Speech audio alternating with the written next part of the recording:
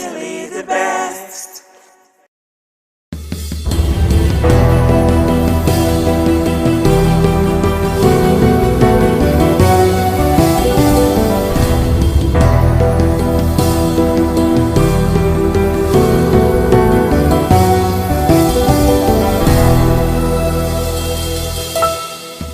Welcome to another edition of the program, Hitches and Voices, on independent television and radio. Don't forget, Hitches and Voices is coming to you live on independent television and independent radio. Welcome to today's edition. It promises to be super exciting as I have a very special guest with me in the studio today. My guest is special because her story is inspiring. Her story is that of resilience, determination, and courage. If you've been following us on Hitches and Voices, you know that we've referenced one name a lot, and that is Kindness Idahosa, who survived all odds to become who she is today in life. And we decided that rather than just referencing her story in our program, let's bring her to the studio to come tell her story herself, how she moved from zero to becoming a hero, or in this case, a heroine, how she has moved from grass to grace. Her journey with NAVID is indeed a very inspiring story. I just want you to relax and follow us as we take a ride with Kindness Idahosa. Kindness, welcome to Hitches and Voices. Thank you, Mr. Kingsley. Okay, like I said in my introduction, we've talked about you on this program. The Executive Director, NAVID, in previous edition has had the cause to mention you in some of our conversation, how you rose against all odds to becoming who you are today. For the purpose of those who are watching and listening right now, I want you to take us through that journey. Just let us know how your story with NAVID, how it started. Okay, thank you, Kingsley. My story is simple, but inspiring and baby, just baby. In the year 2000, I became disabled due to a health condition called hereditary sensory motor neuropathy. So in that particular year, I just rounded my GSS 2. I was promoted to GSS 3. I was attending Asoro Grammar School then, but due to my challenge, I couldn't continue with my education. So I just stopped there in GSS 2. That was the year 2000. From that 2000, I was at home doing nothing. It was a painful experience, waking up every day in the same house, watching other kids, going to school, those who are learning one trade or the other, going out to learn their trade. While I was just there, I was more like wasting away. It was a painful experience for me, because at a point, I was thinking, if I have the same opportunity like these other kids going to school or learning one trade or the other, I will be able to excel just the way they were doing, or even better than them. But unfortunately, the opportunity was not just there. So I remained like that for a good 13 years. I was a school dropout, not just due to my disability, but rather due to lack of opportunity as a person with disability. So I was a school dropout from the year 2000 to 2013. In the year 2013, someone introduced me to NAVID. So she told me that she held an advert about NAVID on radio. They were giving a scholarship to persons with disability who, due to their disability, they were not able to sponsor themselves in school. So she asked me if I would be interested. I quickly grabbed the opportunity, because that was the opportunity I was looking for. I did not consider the fact that I've spent so much years at home. I didn't consider the fact that I was going to be the oldest student in that school, probably older than some of my teachers. I did not also consider the fact that people would talk, people would gossip, so a lot of things. But I was just trying all my best to ensure that my life did not just waste. I did not just live a wasted life. Because for me, I was just wasting away at home. I knew my capacity. I knew what I was able to do as a person. Even right from a child, I believed in myself. But things just happened like that. So that year, now I applied for NAVIT scholarship. So NAVIT was able to enroll me back to school. I went back to Idia College in the year 2013. I started school all over again from JSS2. It was more like a joke. People were talking, saying a lot of things. Is this how you are going to go back to school after dropping out of school for 13 years? You are not going to find your mates, age mates in that school and all that. But I did not listen to all those conversations because I just wanted to be somebody. I don't want to be dependent in life. I just wanted to be myself despite my disability. So NAVIT continued my sponsorship all through my secondary school. I completed my secondary school in the year 2017. And I also wrote JAM the same year. And by the grace of God, my JAM came out successfully.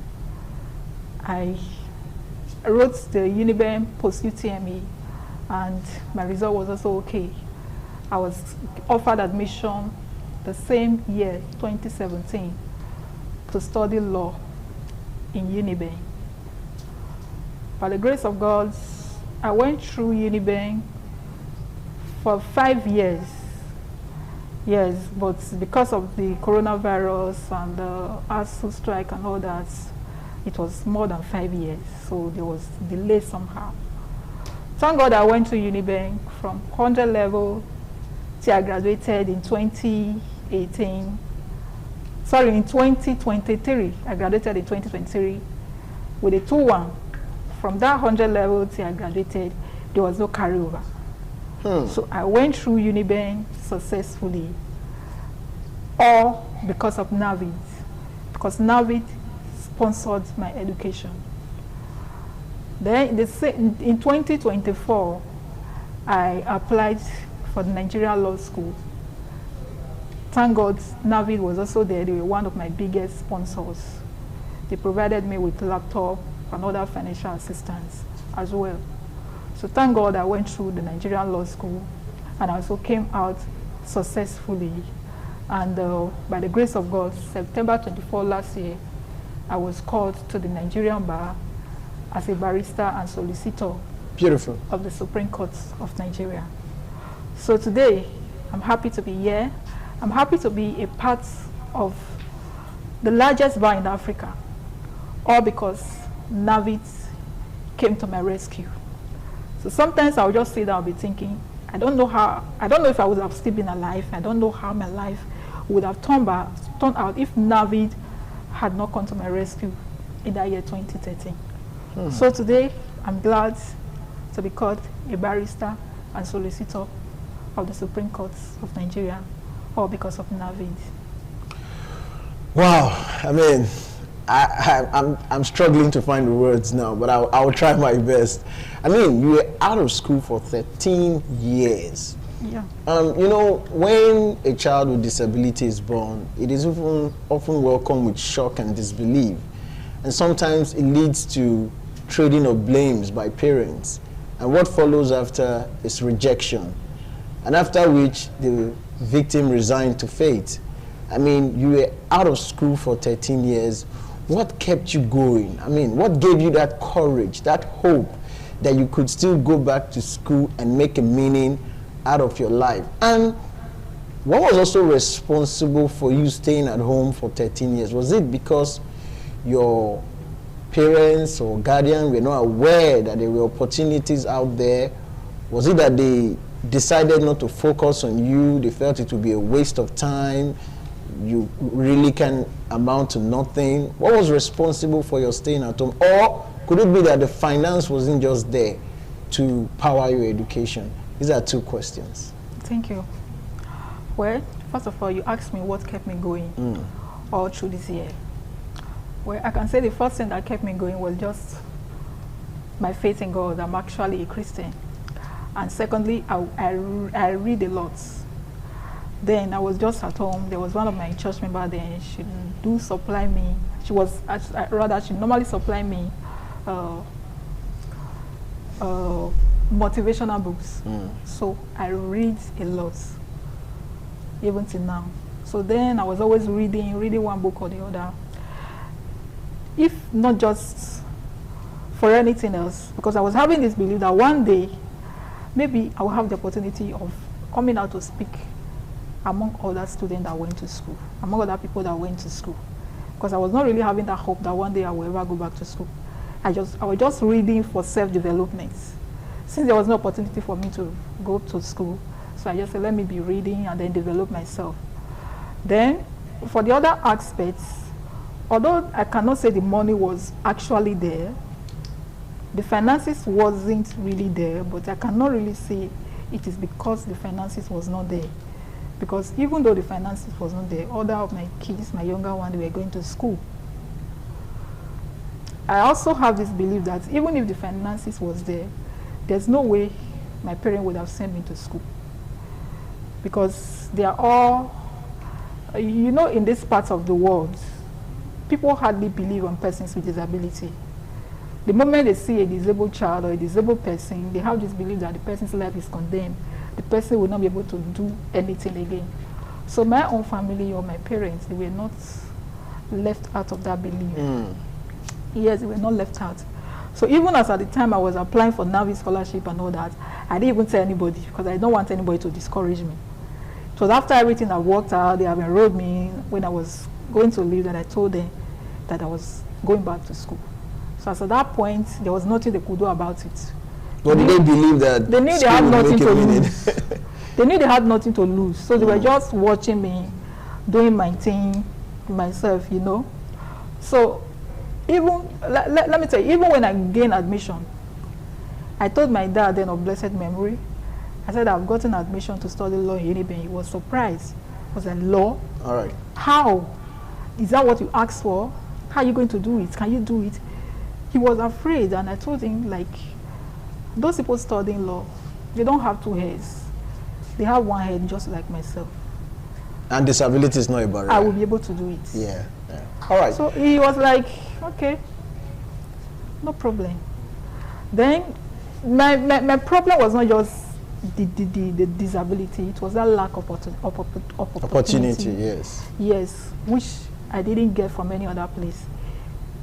All right. Until NAVI stepped into my condition. Beautiful.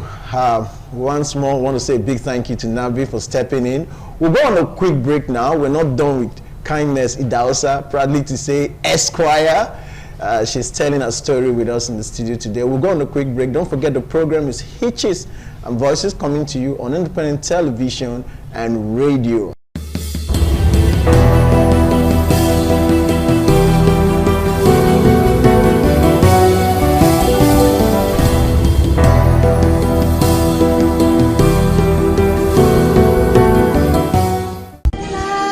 Please, sorry, I think I forgot to mention this, VJ.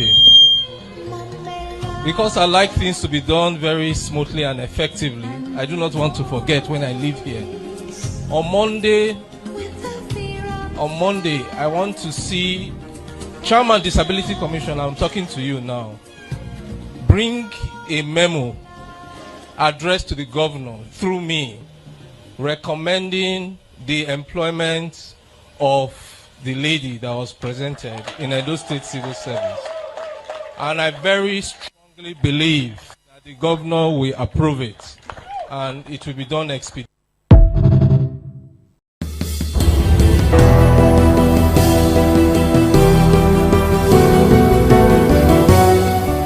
All right, I'm beaming with smiles. If you just watched that clip, that was the Edo State as SSG, Secretary to the State Government, proudly announcing that Kindness Idahosa will be given an automatic employment into the Edo State Civil Service. That was on the occasion of the third, the Rights Above Charity lecture, which held on the 3rd of December last year to mark the International Day for Persons with Disability. And that day will be memorable for NAVID and memorable for Kindness Idahosa. Having gone through the university studying law and having gone through law school, Navi didn't just end there. We had to push, we had to step up the advocacy to ensure that Kindness Idahosa find herself not in the labor market, but in the within the working population. And today, she is working with the Edo State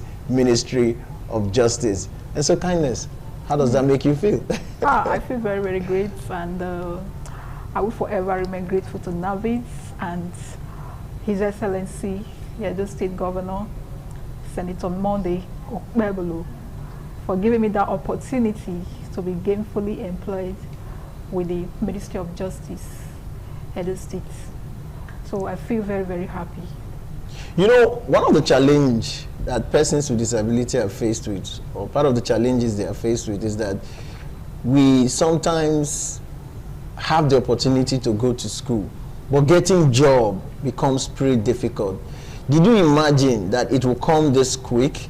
Did you imagine that you will graduate and find yourself where you are today? Of course, I never imagined that it would be that fast. All through the period I was going to school, I just decided not to think about it. Yes, I decided not to think about it, or like we'll get to the bridge, we'll cross. But I never thought it was going to be that easy, it was going to be that quick. So that's why I'm very, very happy, and for all those that made it possible, most especially Navis and the Edo State government. So I will forever remain grateful today. So, I mean, there are people who are watching right now, and I'll be wondering, particularly persons within the community of persons with disability, whose story might be similar to your story. You just made us realize that disability can never be a barrier if you put your mind to it, if you focus on what you want to do. What would you be saying to this community of persons? And there are persons without disability who are also watching, who have one challenge or the other. What will you be telling them? Well, for those out there with one form of disability or the other, I just want you to know that you are not useless. I just want you to know that you can make it. So whenever you have the opportunity, whether to go to school or to learn a trade, or you find yourself working in one place or the other, you don't need to look down on yourself. You just know that you can make it. Disability is never a barrier. Disability is not a barrier. It's just a mindset. It's a mindset.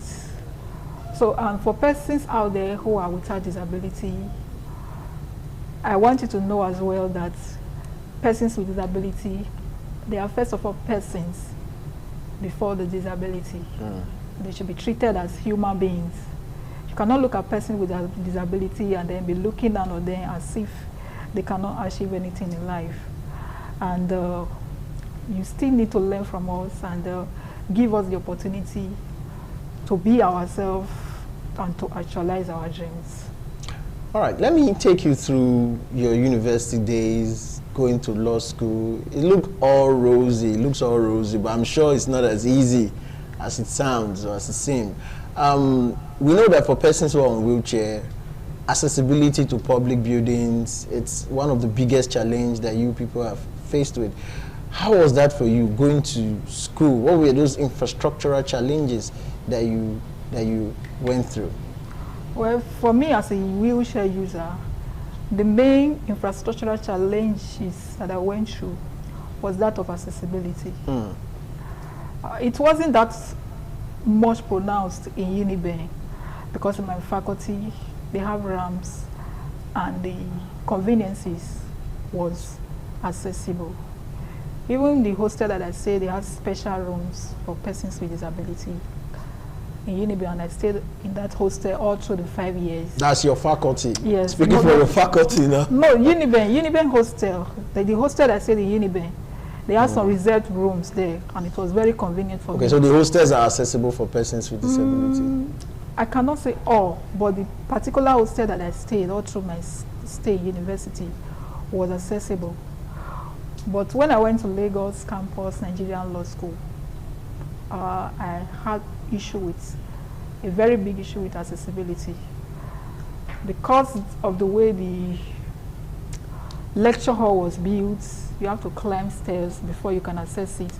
Although they tried to kind of reconstruct a ramp on it, but it wasn't properly made.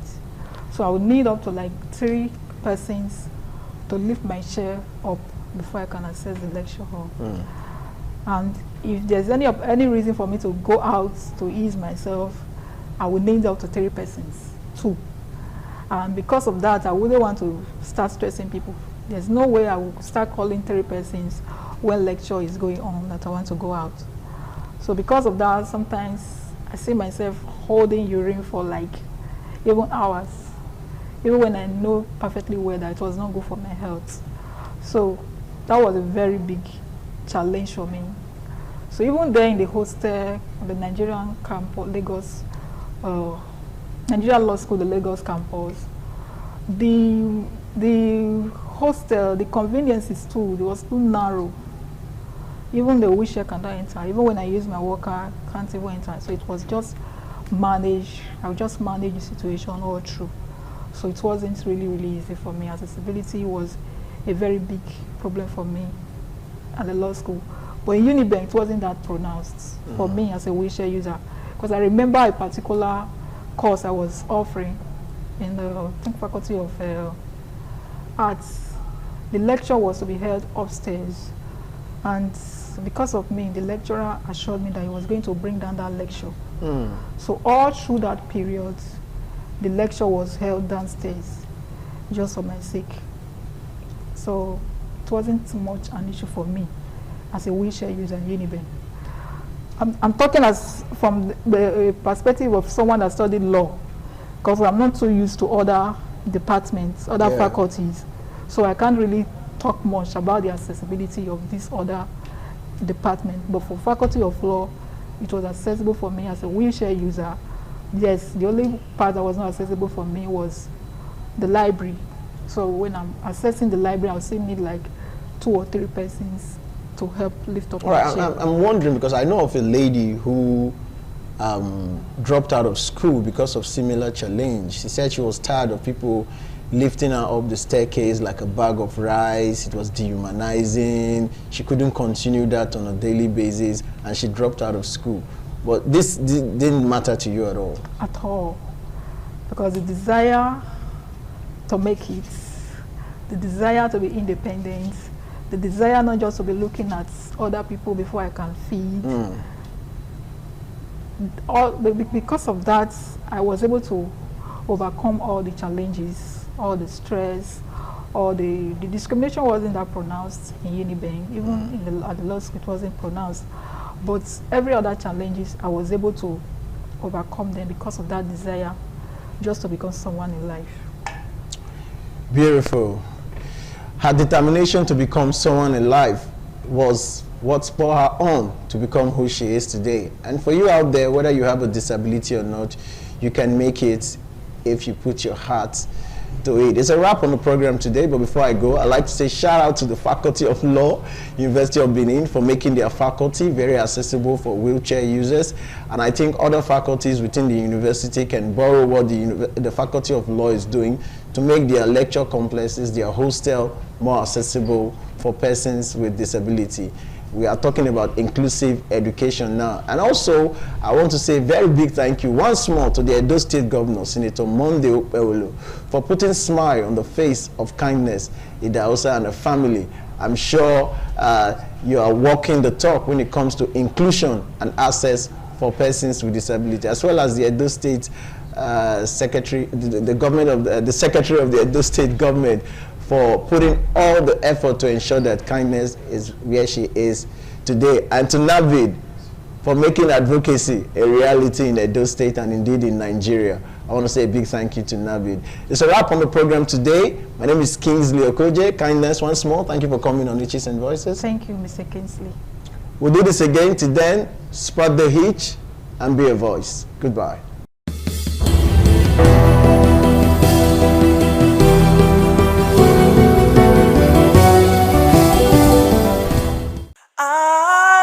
ITV,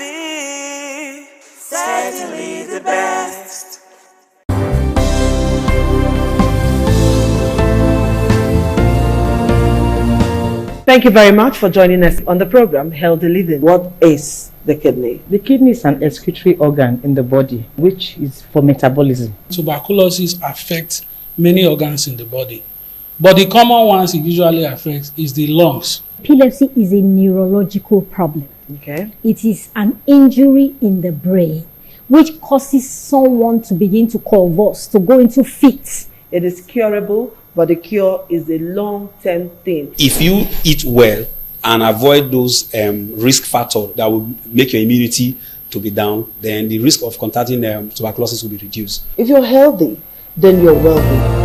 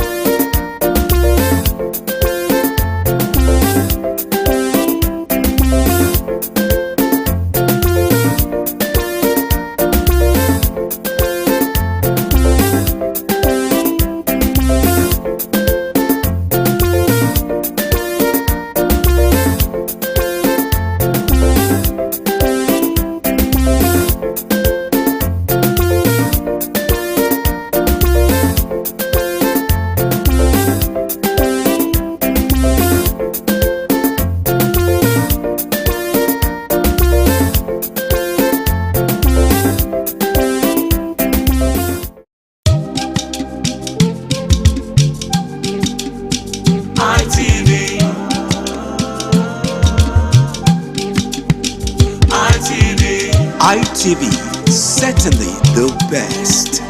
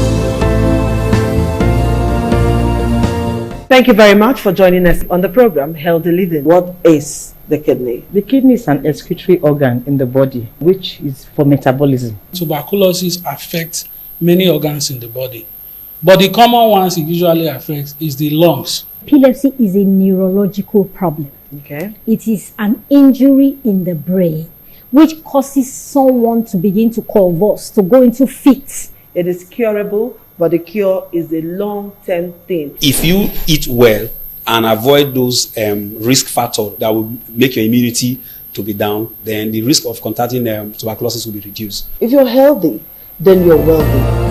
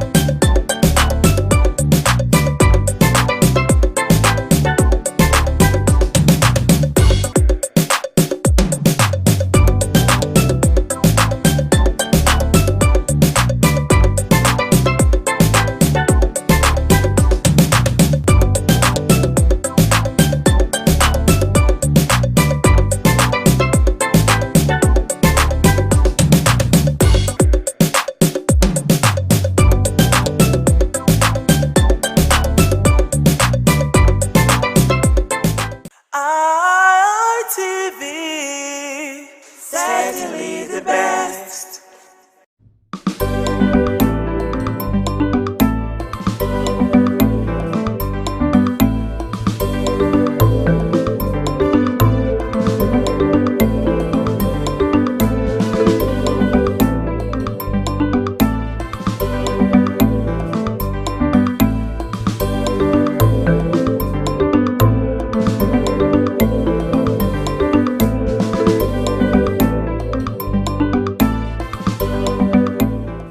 Welcome to the program Youth Perspective on Independent Television. I am your host, Joy Obaisiamo.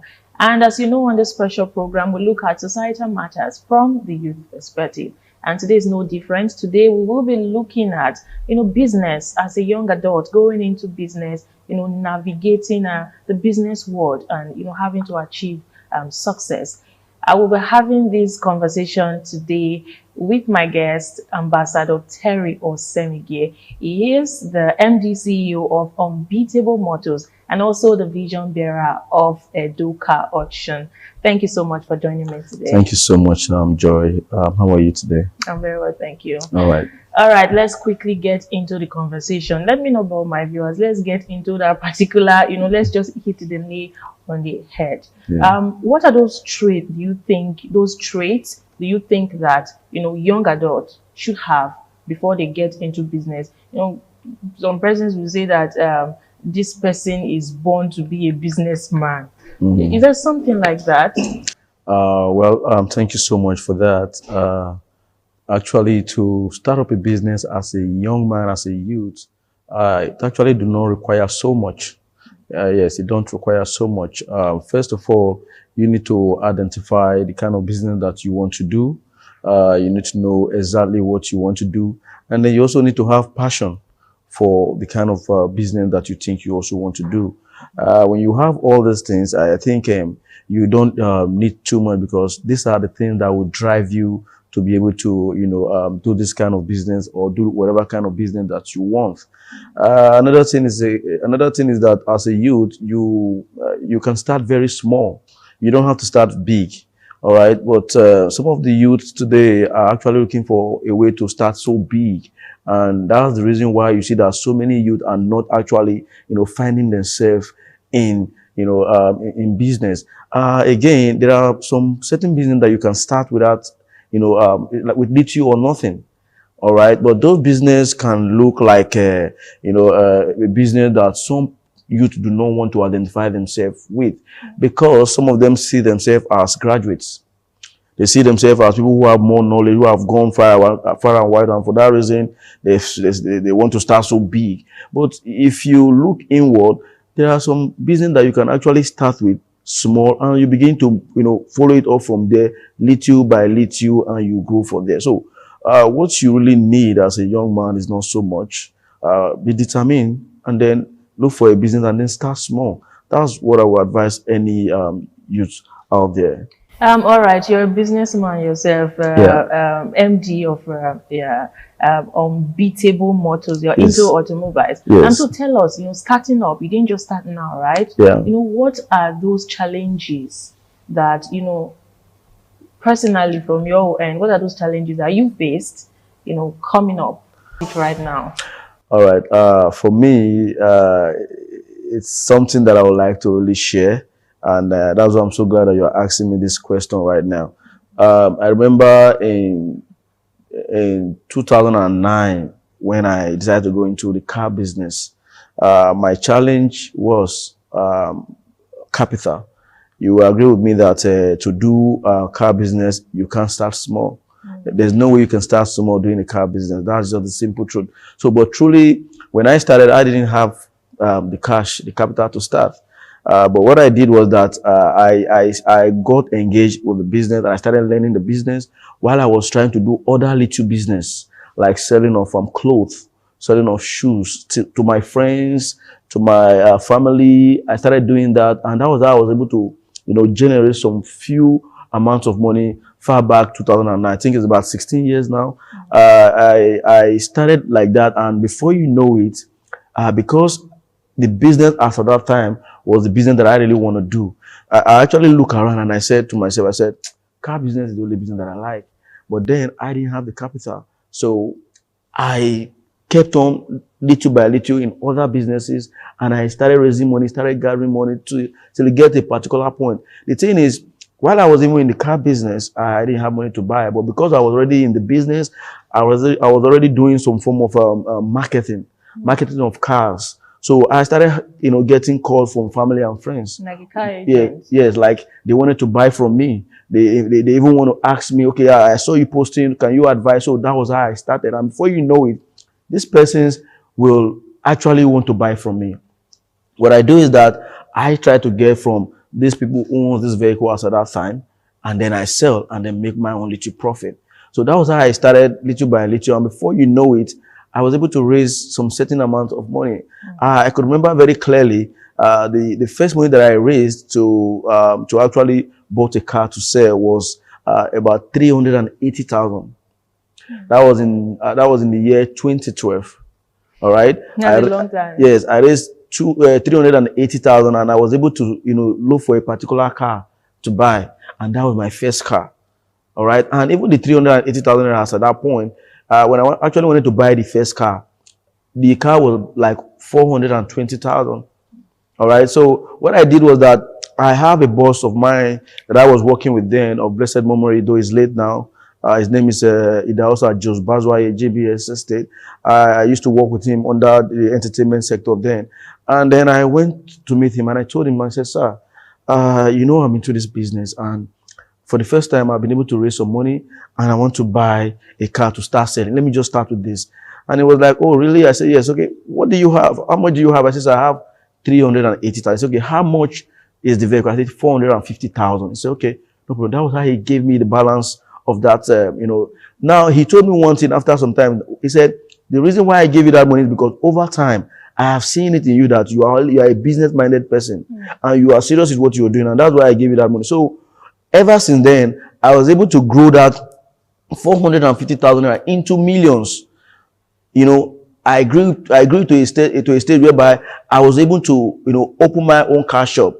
I was able to incorporate my own business, so this is how I started. So while I was also doing that, another thing that you must also look at is when you are trying to grow a business, you must try to move with the right set of people. You must have to follow good link, good network. You must have to, be able to go out to events and try to, identify with people, connect with people. And you also need to let people know this is what I'm doing. All right. And while you are doing that, you also have to look at the area of taking your business beyond just, staying there. You have to take it to the social media. In fact, I could tell you for free that in car business in Edo State, I am one of those who started marketing on social media.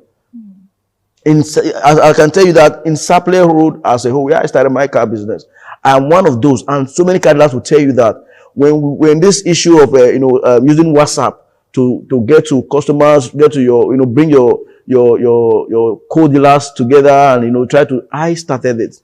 Until now, one of those group that I created has amounted to about 43 million people on Facebook. That's quite a huge yes. success. And so talk to us about those down moments that you have to now learn from. It's not all rosy. True. A lot of times. True. So talk to us about that, the failures where you have to stand up and be like, okay, I have to keep pushing. Yeah. Things like that. How was it for you, the journey? Okay. Yes, every business has their ups and downs. When I was coming up, I used to have, some of these challenges like you not having in my own line of business, because every business have their own various challenges. Yeah. So my own business, my biggest challenge was that I didn't have enough capital to start it, at one point, at a given point. So I started small, and the bad thing about car business is if you have just a car, the car can remain there for almost a year. All right, because you have just a car. Doesn't go bad. Not like it doesn't go bad. The good part is that it does not go bad.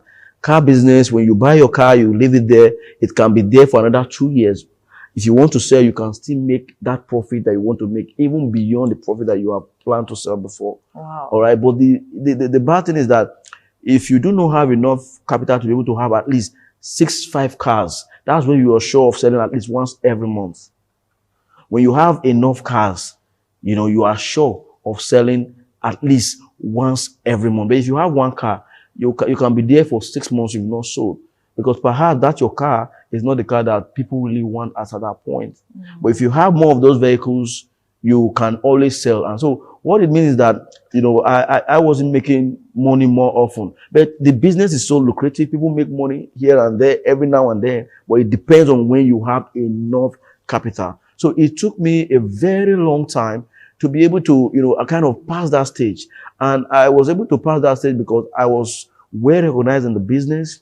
I got involved, with so many people, politicians, entertainers, businessmen. And if I couldn't sell my car, as a friend, as a colleague, or as somebody who I've done business with before, you can decide to bring a car for me to sell. So before you knew it, I started getting people giving me, so much vehicle in my own care to sell. So before you know it, I'm having like 10 cars already. All right. Because over time, I've been able to, sell myself. And not just that, you have to be able to show people that, yeah, they can trust you with money. Because dealing with car business is dealing with money. Exactly. And people can come and give you a car worth, 10 million and say, help me to sell. So it's like giving you 10 million naira cash to help sell. So people always look for that person that they can trust. That person who has that, fear of, of wanting to keep his or her name, to ensure that their integrity, exactly, that's the right word, of wanting to keep their integrity. Those are the people that they are always looking for to engage in business. So if you are also trying to do any form of business, you must also ensure that you have integrity. And that integrity must be seen in you. Because people just look at you and they give, maybe based on the conversation they must have had with you, based on one or two questions they must have asked somebody about you. So they want to know if you really have that integrity before they can do business with you. All right, my viewers, if you have been following us right from the onset of this, program, Youth Perspective, firstly, at some point we've talked about integrity and we've talked about how you can be able to go into, and today we're talking about business. So you see that, we're just following it step by step, and now integrity is actually coming in again. Yeah. We're going to take a very short break right now. Then when we come back, we'll dig deeper into this discussion. Stay with us.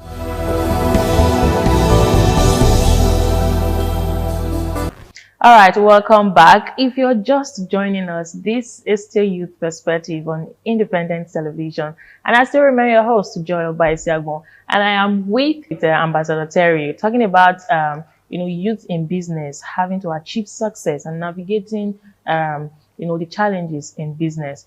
So let's move forward, actually. Talking about mentorship. You talked about networking. I don't think in any business that, any young adult would want to go into, they wouldn't want to need a mentor in it, right? Yeah. Yeah. So talking about mentorship, how do you think young adults can actually, leverage mentorship in achieving success in business generally? Okay. I think mentorship is one way to grow in business, because you must learn from someone before you can grow in that business. And it also requires a lot of, being dedicated. All right. Because people like to take those who are dedicated before they can say, okay, this person, let me show them this way. So first of all, you have to be very serious with yourself, and then you have to be loyal. If you're working with somebody, you have to be loyal so that the person can actually use his whole complete mind to say, okay, let me, tutor you very well. So mentorship is very, very important. All right.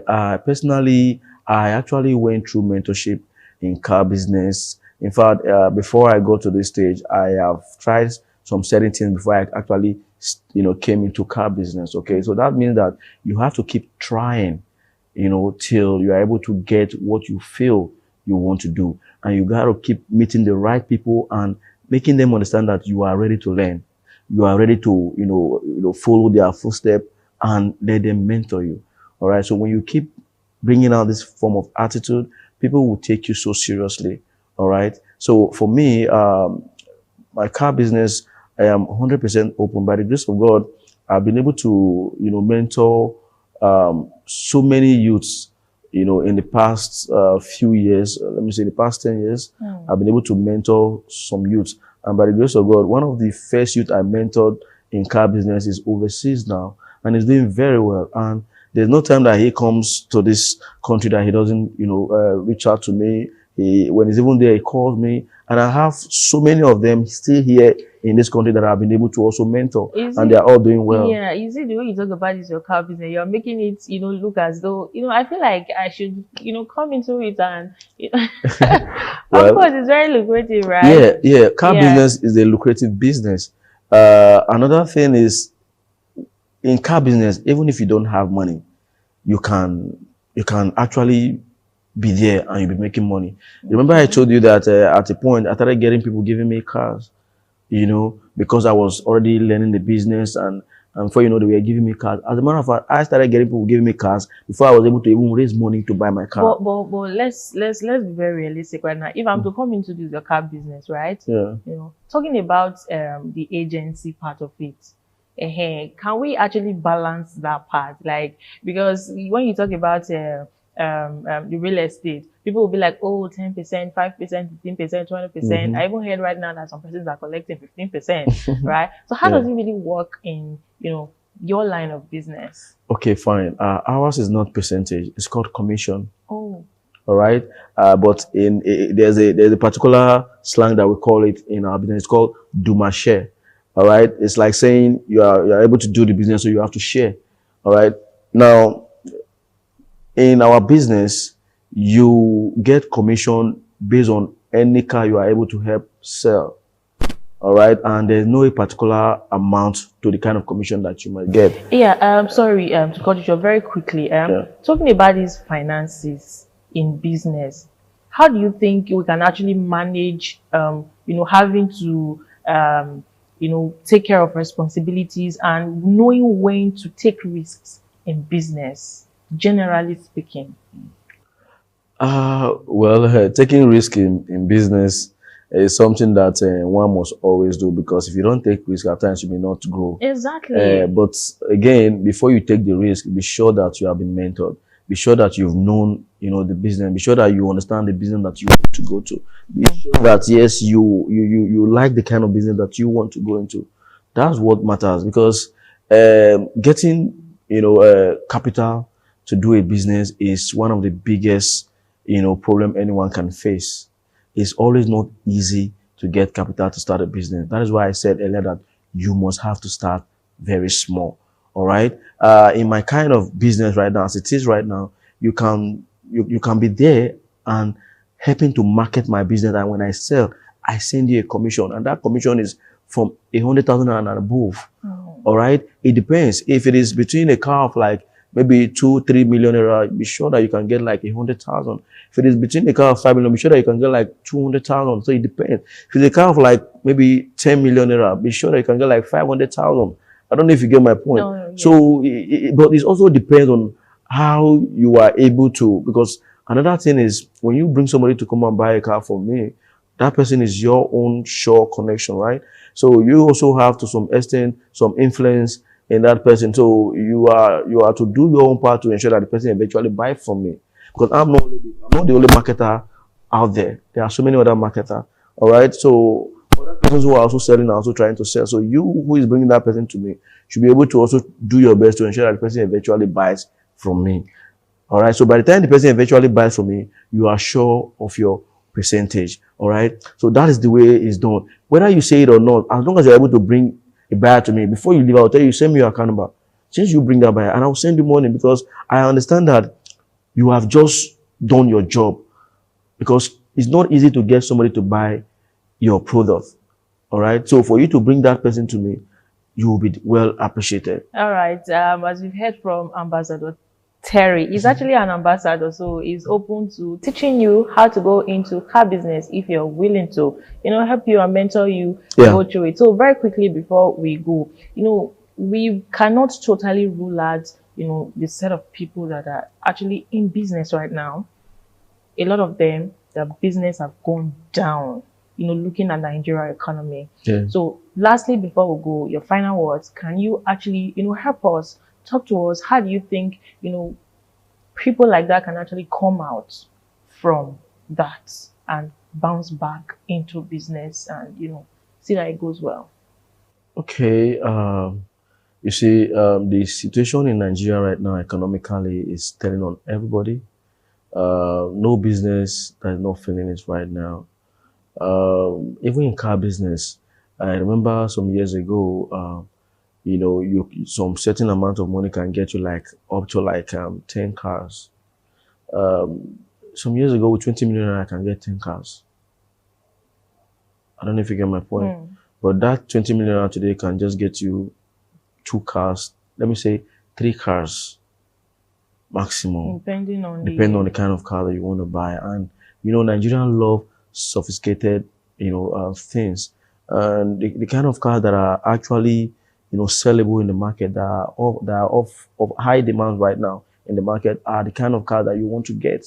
All right. And if you fail to go and get the kind of car that is, you know, that is not in the market, then you'll be rest assured that you're going to lose. You're going to lose, because at the end of the day, the car will remain there, and perhaps you have to go and sell it below the price. Okay. So I will advise people now, you just have to keep on doing your best. You know, you don't have to stop, because I know some persons who, because of the dollar increments and so many other things that have allowed for the car business to be very high, they actually step up the business. All right. And some persons like myself kept on pushing, even though I know that the money I used to have that I can use to buy like 5-10 cars, I cannot buy that car again. But I don't have to just completely go out of business. I have to keep on, you know, doing the business and hoping for the best, hoping that yes, tomorrow I'm able to get a better capital to invest more in my business. So you just have to keep going on. And for the youths out there, let me say this, those youth in Edo State, I am very, very open. If you feel that you want to learn car business, you are sure that you are ready to learn car business, be it a male or a female. I have tutored both male and female in this business before. So if you feel you want to learn it, be free to reach out to me. By the grace of God, I have my own company where I sell my cars. I will put you through. All right. Thank you very much. That's a wonderful one right there. As you've heard from my guest today, keep on pushing. Don't stop. You know, it's not all rosy out there. We understand all businesses face challenges, right? So, you know, thank you so much for joining us today. Until we meet again next week, I'm Joy Obaisiagmo. Bye for now.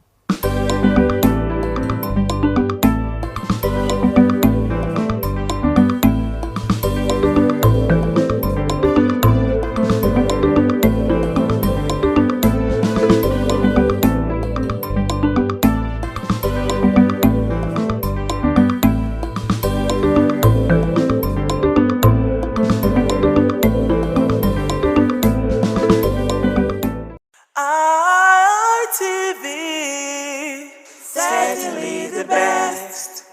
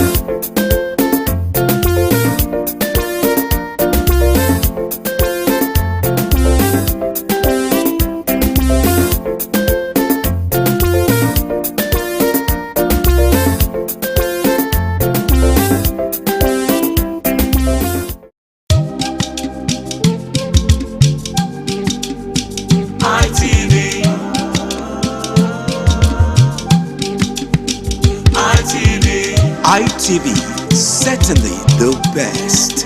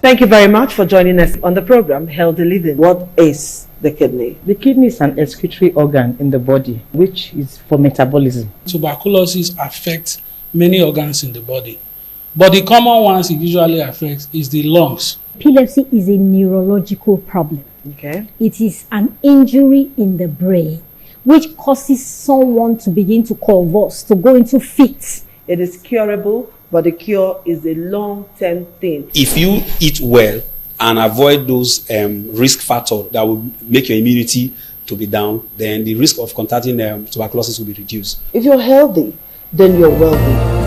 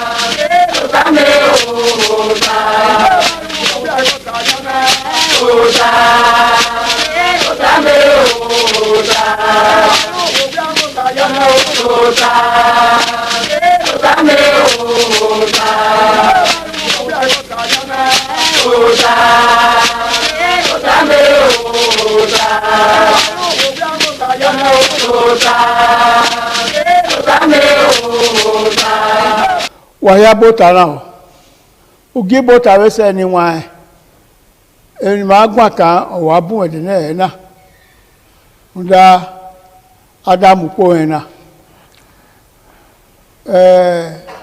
Etan ni agun egun aye me na. No de kan. E mata. O de kan.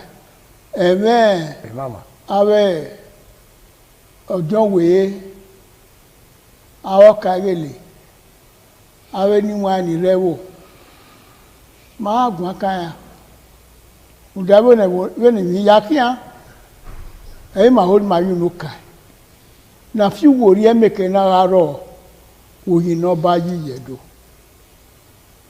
yẹn ọgbọ́n ẹ̀gbọ́n ọ̀rẹ́ wọn lọ tẹ́mẹ́gẹ́ pásítọ̀ kábàárì wọn rẹ̀.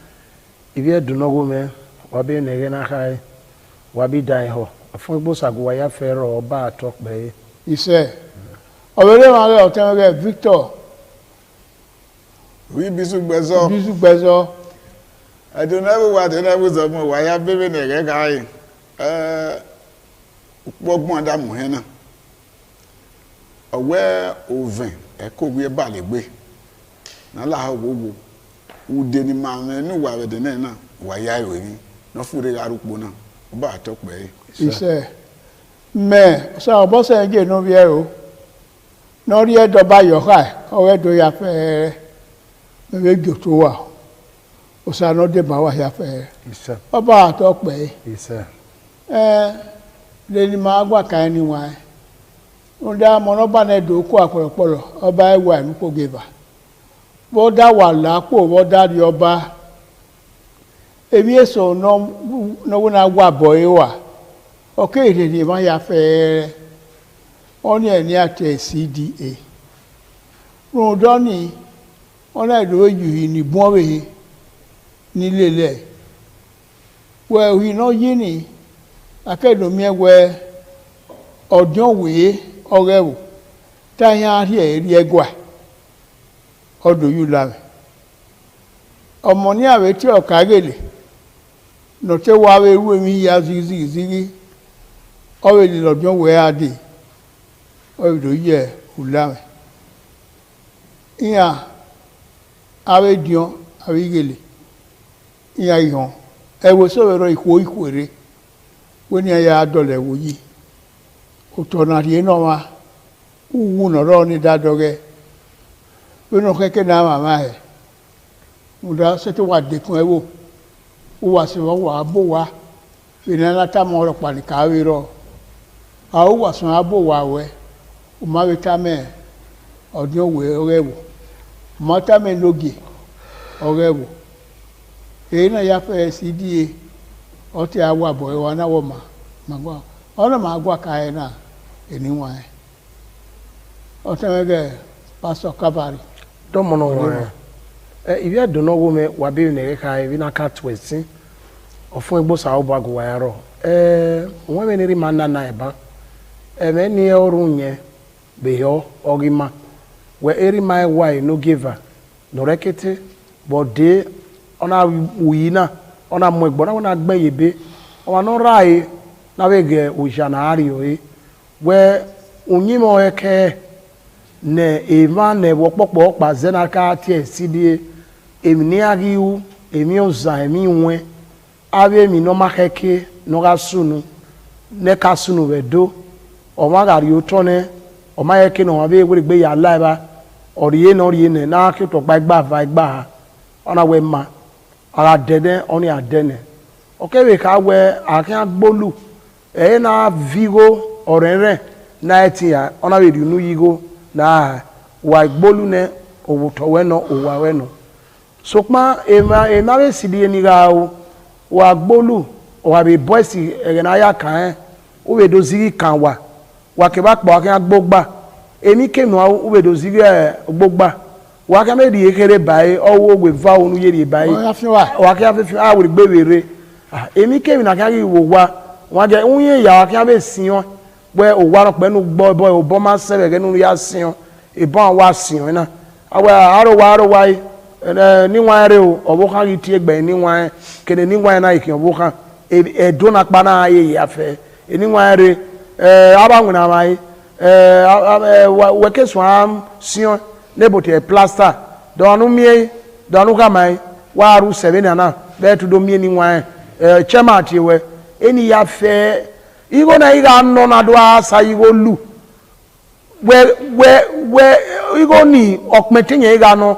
o ma give ani bu iga bo wa o we re have 1 million ona wari igo ni you were e gi say am trip ayika oye no mi we owo igbe si obi re digin oni is fun ni we igbe gadi go be akagele igbe de lórí otoni kiyen na ya fe ora asunu medo yo ze no ba na do ko apolopolo ba no oba iwa no give na we na sun ago asu ego ni yara igbe na o ke do ma doge ara ga gbe ana ga go o ma ye pe kere na wo man ye mi na odun we yen we na gba o rebu don ze okagele bagbe na ya gba o rebu na ga dole bu we don ba ori nwe na no ba we ni ara ye so man ni magibe mi na we unyime ogo kagele na gibe zena ona ibi do akho kere do akho ge esidie da sogo eba ni ma o na tun akame de na we egbe bi ni e ma be bu oba atokpe anyway wa he no tai uda awon gbewo ne dayi awe dolo yi te we na dolo yi na we do aye o kagele kebe odun we no so egbe bi yen ne ohamieke na mu ya uda ihe nu ve ihe ni o me no wo ma ni e me nu ta e ono fe boy te bo ni gbe to lowo ma o iwe do iwe ya we bible e ya ro ono vi e bible na o kare le bo e odun we ari fi ari egwa e wa we le li ari na ha we no omana o so igbe wo yo pogeba are mo odun we na yo ka e ma ni ile le yan be aro o kare le uda igba mano uda egele no uda se ti orun to e wo na bi eno o be en ne e ke na e to se ke na e wese o no de bai ra wona uda e je wa se ti waju wo averio ado ani nyemaya so po no do la de awori ma yeta e ma o ma yunuka ese semesi iya ngona se ya e wo ni aye iya ngona se ya o ye re mo jon we wo karele e soro ni ma se de ri odio o wa ro yin odio we ohun ne we e wa iwe ni dado re ga de ni ado vi hen odio we ya ipe pigbe o ko kiana we na mu emi ni e odio we so ma yere odio e we so wa ye mo odio we ni ana ri odio we be okare le ri egwa uda oze ni awo ni aro oro ote ibizugbe owe ge owa ge ohun ogwe hu awe na ge miamia e na ge fian ba e no mami e mo kagele e mo dion we na no bana we yin bege arunyi me atosi ni mani bunga anyi ona wo ke na gbuku e wa ona gele mama bamba na nia ni buna ye ni asio ogwe yeke okeke ni ande ba yen gbo emana yan mo ku worion o wa ven bon egbo ma so fa ma yiri hen de ga na me wu we gele mu egbe yo lu ya nwini na no ma no gbia uporo we no wo pa keke no de ri egbo e ma oba patokpe baba ya me yu la me nu gele ga mo e wo tian we nu gie me ti hin nwina zebe no gwalo na ye na ni bun de regbo ni kolo kolo yopon eyin ayi wa ho ni ado ara iwa mu yupo ni ne owe obazo ma so ma yen se ma ni ke na ne emi no kan ga no gi ohun yen ri ka ba ma yeye yen we ka gele hia o liwe ma bi ro a Bible where out of 12 there was one Judah who done who wa ibiri okagele mami esu ni we yero so bo na vi esu yen wo kagele mare who done is ojo we amu e wo na tawo nu gwedole wo ni yi owo gi aye wo na ne ma onu eti e ogbo kagele that igwojon we re okino nwa ene eseti hallelujah lelude nu we ya here nu ado ani nye ma o we ga di awe o yu nu ga ta urewe ni wa lo de ekene na laya wi koko wa lo bo okude no ka no wa ni yewodo we bi aguni munani re uga wona ga ma inye na so wa ehun aka ya so e ogen we do ka we oh awo ere ba mani re ba ma ke ma we wa ehun ti gbe udota we otopa ehun otiva e ma hin oni na be la hin odere aga hin ara ni kan awori wa hin awuni e logo but o logo ma ro ga ire ado yi ego ojo we ore wo ni egen wa na awe ya odi eke ojo we hon o aga iga wa de odo wojo we ogima ojo we do nunu we yi me ma ga we no se we ni na mu do ni e u ni me no gba u ni me no ba wi egwa lo hotel na me wo na me ke na hehe o ga manu we o ga mani me e wo o ga lawo da o ga do e arun ga ji wa yo na la wo na ki egwere ode no ma gba no ro ni na wo no ba ka oba atope ise eni wa e no tai wa no da hima na wa ogima so kun yin wa yin le so yin wo ogun oba wa hin ogun ewo hin emi no sunu le oto na ki no wa ne we no kagele we wa we oto na one batu no two batu no no reaction ahie no mane umi ebebe la sane be yone u ya we yo wa o ya hion we bode we ege no gbe ra ya hion awo no ani ya bi ebere aya bi ebere ado agbe yo gbere ezo ilaro ugbo so wa wata be so no wa ya bo wa ni we go no ya bo he wa so abo muda aibo wayo ne agigwoge owani we ebo we ni usobo no we ve be de na rie we ade gwa ni uyaga mojo we gboso ma ere mata no we ni owe utani e ma eye wo de awokagiri soro ye weta awokagiri so wa bun negede ze da nyunyu esi eze odon we na gba ye wo yu lame ye gi se odon we o wa vie ibi ka so bagbe o vie ni wa so bagbe ni awa ya adu akini uwu no ya fiara ekero deri aye no ma keke ni aye ya so agbode gbobere nile iyina na ya dolewo yino so pa o maye dun na we ezo we me ezo na heri egwa edewo degbe ebe na gbere be no ya son ni dadowe he be na ya mi dadowo to he yaro awona do agun ayo oge wa mu bagbe o ke process o te pastor domo agun ayo edunu po wa mi ewe onyiwe na gwakana no mi ewe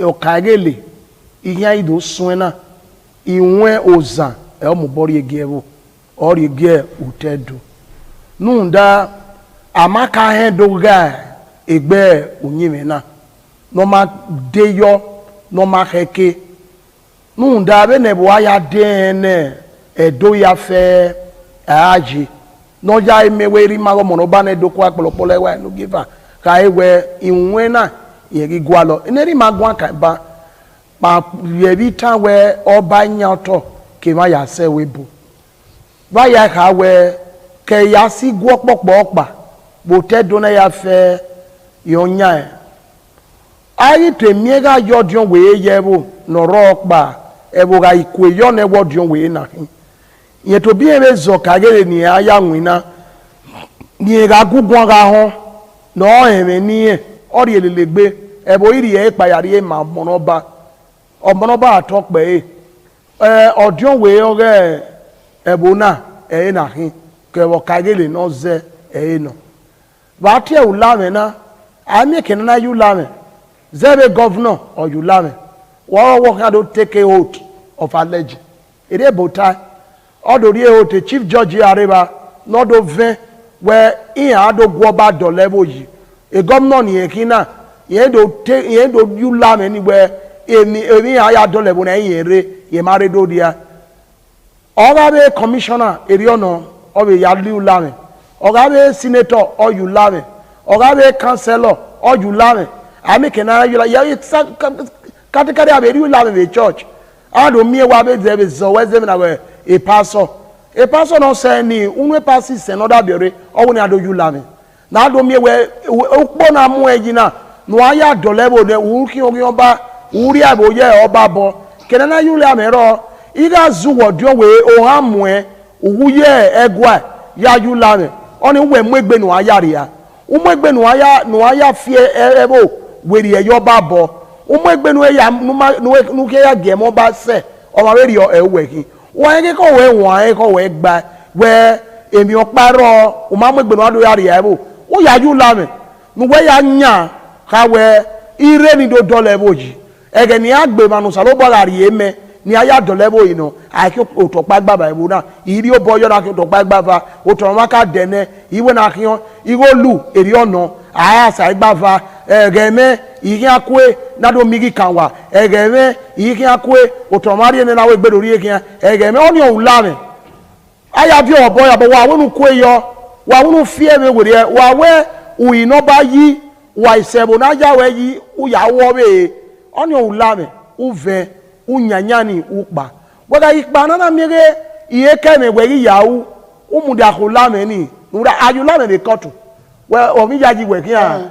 ebo ga ai mo leoki awo ma e o mi yaji kan we mu bible na won bo ula me we aju wa wonu to ge ye me nu do tama e mo leki ya we mu e quran yo bo wa wonu to ge nu do tama o ka we ko salobo oni o la me ni we gele sun agui e bo wa ze gwagwagwa e ko we ye we re we nu tara ujere ulame nujo babana enu we gitara o masu no na uze ge afe me werie egba me gi gba onu o ma werie e ma odio we no ma ju la me bo ka gele o me mi o me nori e ko oba atope eni wa honia odio we wo ka gele no ma ju la me o me no ba e wai o me nu ya ka yeko so pa ka mu we na e me pa nu ya ka yeke bo ba dare wo da la po wo mo no ba wa gidi gan awa we ta me wo ya fe da de wo igwe ya fe na fi oto no ba oba onya to ya fe eso ba se da da wo we ye me mi e ma wo ni ari ene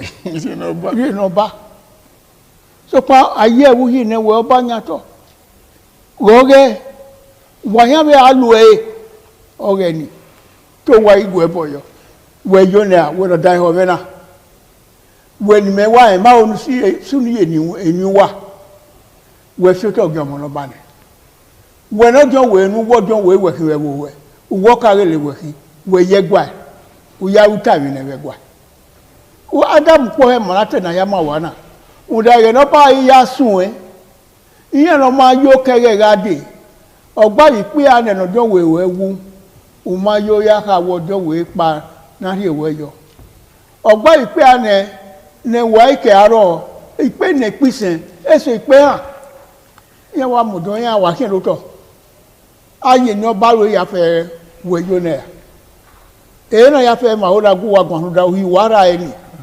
uyo go to uyo go ba orewu e wara eni ni gege te ma ta fio ege bi kan pon ni ma ye benu gbere ọtí máa nà rẹ igbó sàgé bẹ ọpọn iye kọfí àwọn ọwẹ ìyẹn ọdún òwe igi sọ ìgbé sọpọ yẹ ké rí mu nà bẹ jẹ pa mìíràn èsọjà nù eri yẹn ọwẹ bọ ìwọ nà tẹ igbó sàgé ló wà dàrí ọmọ ẹnìyà ọ̀rẹ́ ènìyàn oya pa ona choti on pa o ka rile no na we yen odion we so egbe ya la we he ona wo no da yi ni e ona wa la wo emi no keke na ru o ha ru e ona pa o su popa we ya yen e wo gbere o retire ne o teme ko e wo wa domo wa reso oko opo ni wo nu da yi me ire ne ìwọ ni ari ẹgbà ìwọ ni nílí ọdún òwe ọwọ́ òkí ẹ̀yẹ wá ọwọ́ yẹn mọ̀ kárẹ̀lì náà ọwọ́ yẹn mọ̀ ọdún òwe nínú ọ̀nyá ẹ̀ igbó sàgẹ̀ ìyá ìwọ̀dà ẹ̀họ̀ rẹ̀ ọwọ́ yẹn mú ní ọyẹ́ ẹgbà ayé ayé náà èrè yọ má kẹ́kẹ́ yeye ọma wee su egbe de wo wa we zekenia oye no ube pagbene ndanye ma ewu ama wo dupo ge no dupo gi se we naze wala ho abe okagele ya fe ni ma wa mu wo ni ma so kwa awe gi o he so ke ba we ka we so iya agwalude na ya mo yupore de ni ano ọma si abo igo na ga ewo ọma si obo oyin ohe ona wuye onu na ona wuye eso wa were amohe wa we kan di egwa wa ma ọmọ no ba do leyin nu wa ni wa ko egbe eti ma di weri pe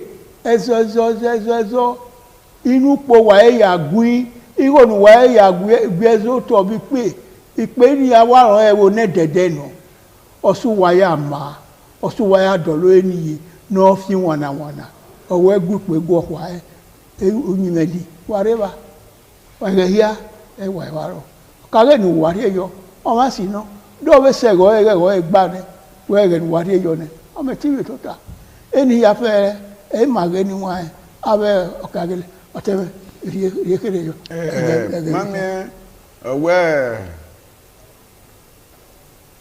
ude ma yebu hu da we na gugun no heme oni o ina gun o wi ma te gun awe na gun gba ni mi te ya na ya so pin no mi ame ke iwo gbese yen we na yebu de na se de go ma ni wa fi were me bere we edona to oye e London e bo ye were so pon e ma ni we awe gbudu awe ebo de ro pa yan ayire we no si popo to fiabo una ya vi he ne be egwa uwe ro pa de ebo ware ne iye ke okoke omu ho no okoke omu ho ro pa no ma ero abo ka gede ni ma o so abo ke we gwa ke wo to ne je do ti ara ye ti gba wa ti ojo we no ma no heaven no we na we ne we he e dagbo won to atan ma mi ma ni ka we oba ro ewe ro oge gbin pa yen okewe ke no gi wo hu oba atope edun pewo na la obi ni mi aya manedo eyi maji unda o me mata setting you lue o me ogi ya wina uga he we okpa be no dion we yi na mayebu o ki azo ka gele nia yen ga me ke si go odion we wo mo egbe na odolo o me mata o ze bagbe o ga mo fuwe odion we ni hin o be gwalo mo fuwe na o de ba enwe na tupa unda edo ka ewe omo bi ogba kan odion we wo be ba u wegele mo egbe no ya dolebo ina ba do man we rie yakara do man we lo da woman we ya nwina nu we ya la e boni de he e boni kin ave no ke no ga ye e manore boni ya gogo aya ni obono wa de domosa awa to e ya ye umi no kwen ni o mu da we e ko no we gbe emi nwe e no ma keke nu vi oboyi nu lu o ka ge le yawo so pun we mi e kolo yokma e mi amia we igba ma we ke akin o ke ro kin edion ara mi we we yi esi ko e mi uyere ubiele yoto wa si ano mo ake ma gbe ake eko gbe ya fi ka ba epe ti o mi ni opa e ke ano e gbera ba na la wowo e no so bo mama ata ile lo mama apa e no so bo maria unda ye ba eke asi ano mo wa be bi e inye danke unyi me dan a re talili we no ma opa no ma eva inye me ga le ni yan so o ba no la o ni ma ge ye mi dan e ma oba ga to pe anyway ya iwe oko ye gban ma na mu ge na yito e ke ma gi to pe ge to ko awo ka gele wala wa ki we ri egbe ni wa de ye gbe ya via ihe ojo we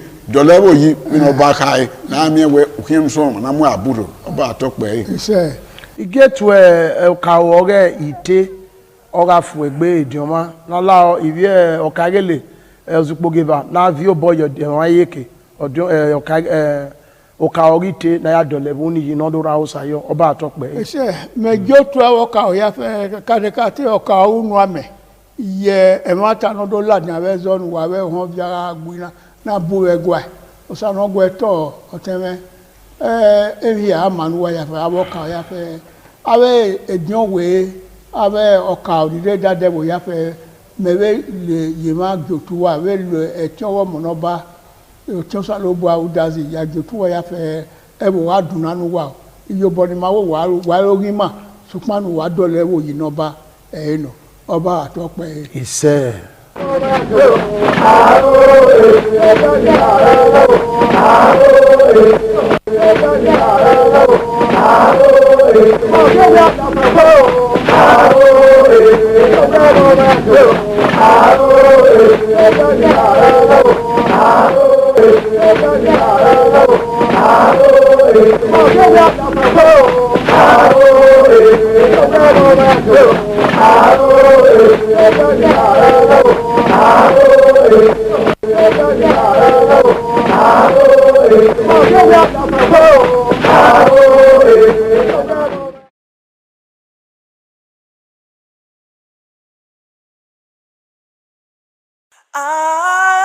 ITV, certainly the best.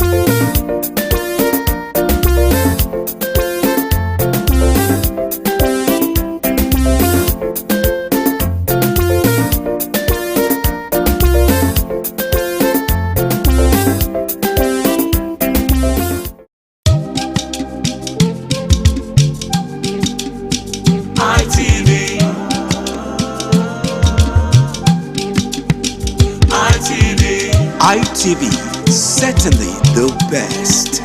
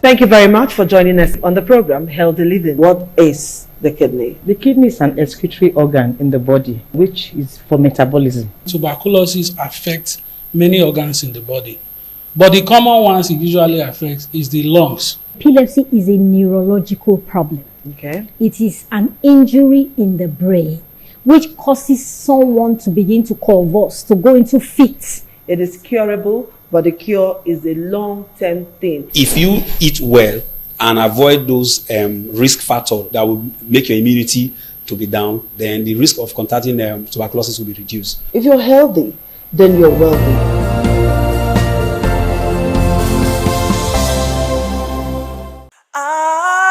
ITV, certainly the best.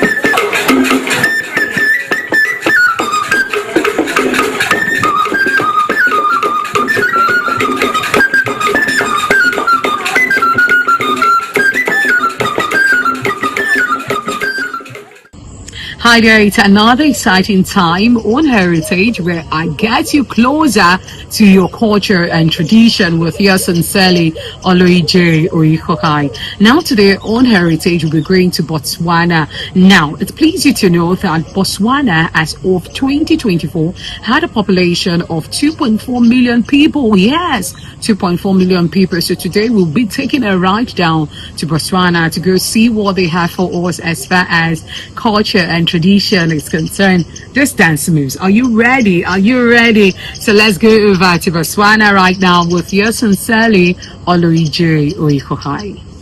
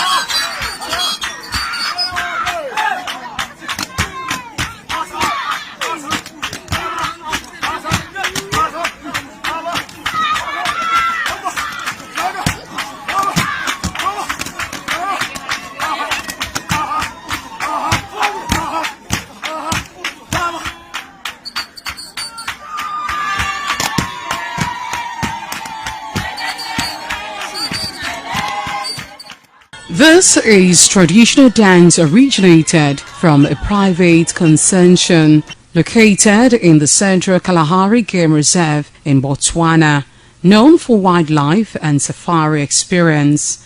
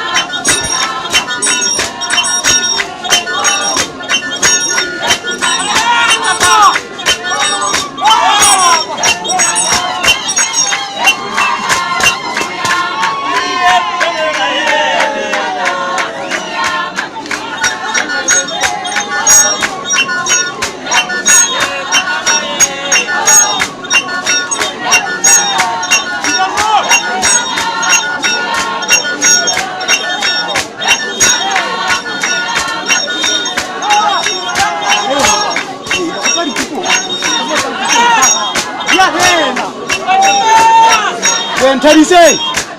Tarise.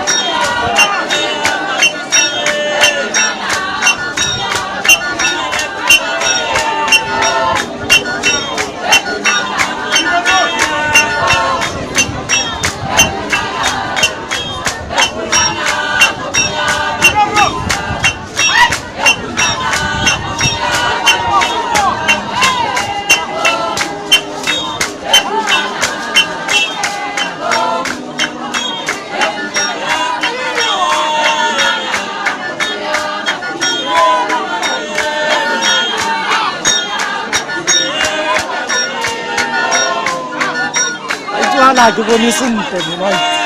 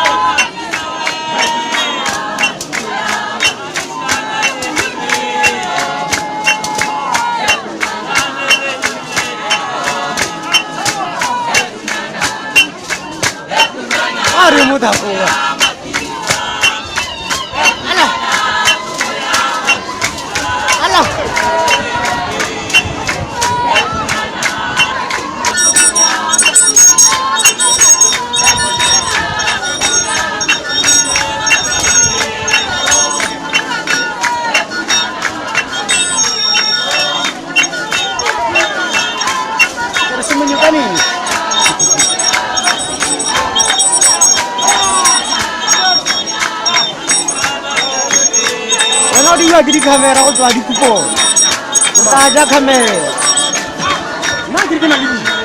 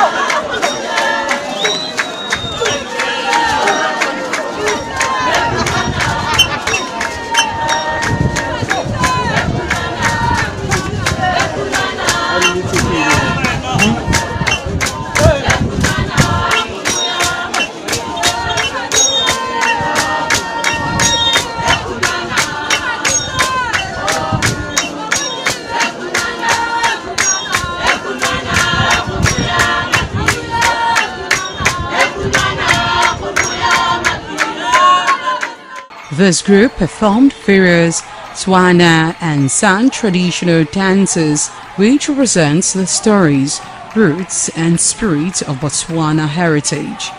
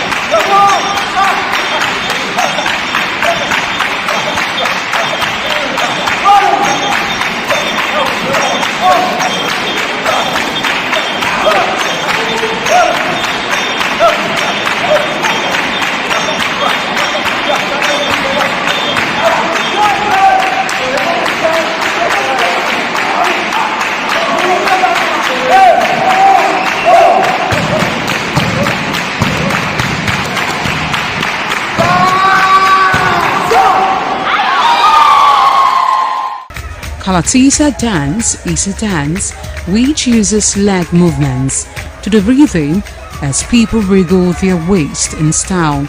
The dance is mostly interesting, characterized by its electrifying energy, beautiful moves, strong culture, storytelling, and exceptional performance. It is a traditional dance from Botswana that has earned national recognition and acclaim. The dance serves to keep the community heritage alive, representing intergenerational support and strength of family ties. Indeed, this is our heritage.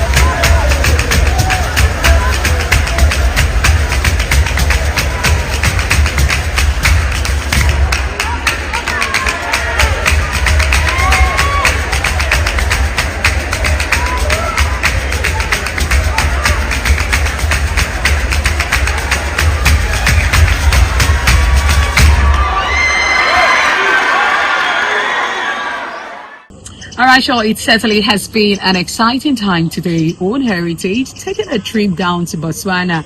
And I know you loved the dances, the music, and the drum beats. So we'll be seeing you again next week for another exciting time. Till then, to have yourself a blessed day.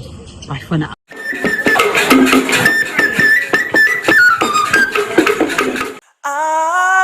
ITV, certainly the best.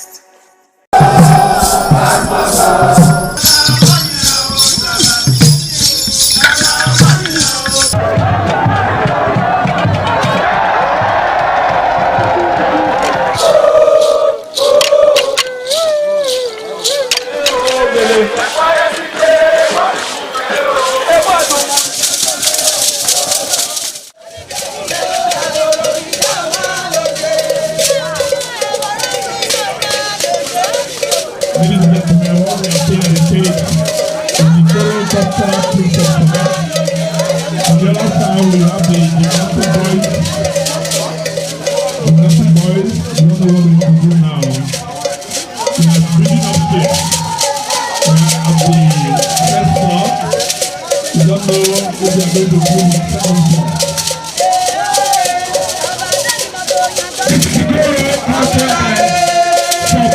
Always.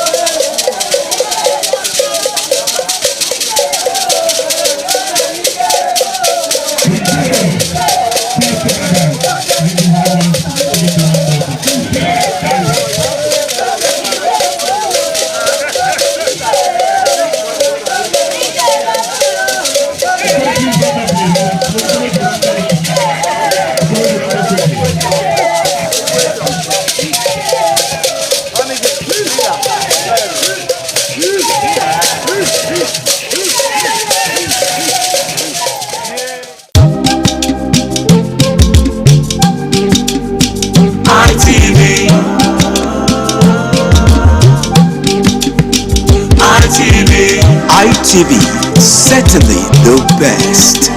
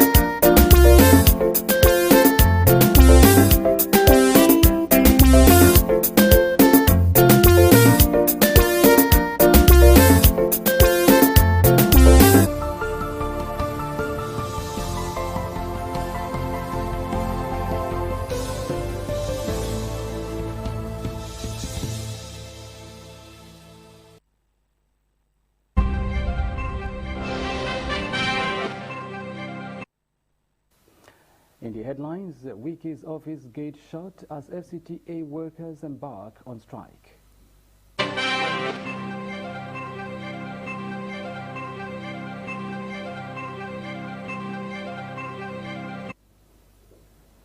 Federal government rearraigns Sowore on cyberbullying charges.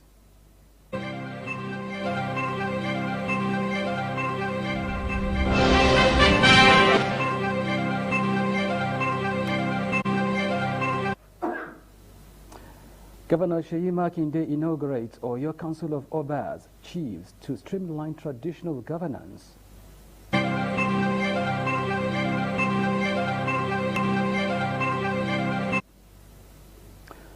A cross-section of public urges federal and state governments to adopt Abia State's new senior citizens law.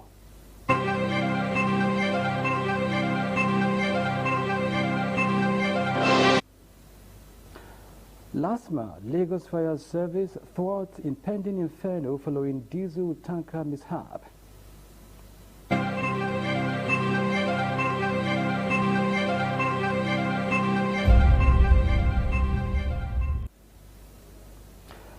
Hello there, good evening, and many thanks indeed for joining us on the news broadcast on Independent Television with me, Organic Victor, presenting from Abuja Network Center. I am not alone. I've got my colleagues across Lagos and, of course, Benin Network Center. Let's start from Benin Network Center, where I have Sonny Duke Okosu. Good evening to you, Sonny Duke, and welcome to the news. Good evening, Victor. It's a delight, as always, to be with you on the ITV Main News tonight. The pleasure is all mine. And far away in Lagos Network Center, I have Mercelina Unko. Good evening to you, Mercelina, and thank you for coming on board. Beautiful evening to you, Victor. Good to see you on the screen tonight. It's good to see you too. Now let's kick off the news this way. The main entrance to the office of the Minister of the Federal Capital Territory, Nyesom Wike, was Monday shot by the staff of the Federal Capital Territory Administration as they commenced an indefinite strike to press home their demands. ITV News crew monitoring the situation report that the staff, led by their union, embarked on the action to demand better condition of service from the administration of Minister Nyesom Wike. Let's bring you the reports. The amended charge filed on December 5, 2025 accuses Sowore of cyber stalking and defamation under the Cybercrime Prohibition Prevention Amendment Act 2024. The case was signed on behalf of the federal government by the prosecution, Akyun Luke in the SCN, who says Sowore allegedly posted messages on his verified X and Facebook account on August 25, 2025, referring to President Bola Tinubu as a criminal and accusing him of lying about corruption during a trip to Brazil. The DSS claims the statements were knowingly false and capable of causing a breakdown of law and order, thereby constituting cyber-stalking offenses. Sowore pleads not guilty to both counts. However, the commencement of the trial was stalled after his counsel, Abubakar Marshall, objected that the prosecution failed to attach the names of the particulars of witnesses to the proof of evidence, arguing that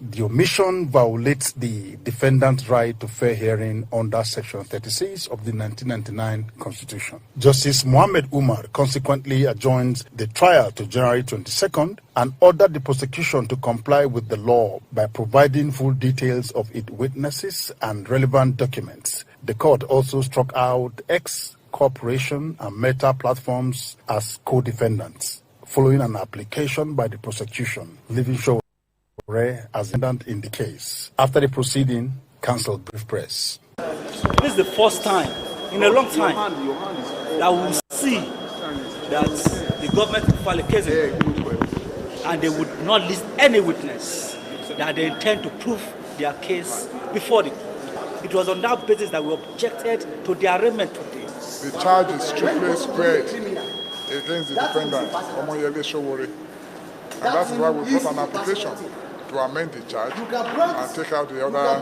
defendants who are either to part of the matter. It's as simple as that. From Abuja, Joseph Kadri, ITV News. Apologies for that mix-up. We will bring you the report for that, the one you heard in our subsequent bulletin. Meantime, I will hand you over to our colleague at our Benin Network Center for the news.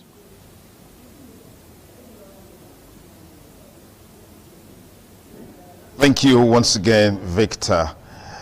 You can watch ITV online at www.itvradio.com/live. Follow us on all our social media platforms: Facebook, X, IG, YouTube, TikTok at ITV Radio NG.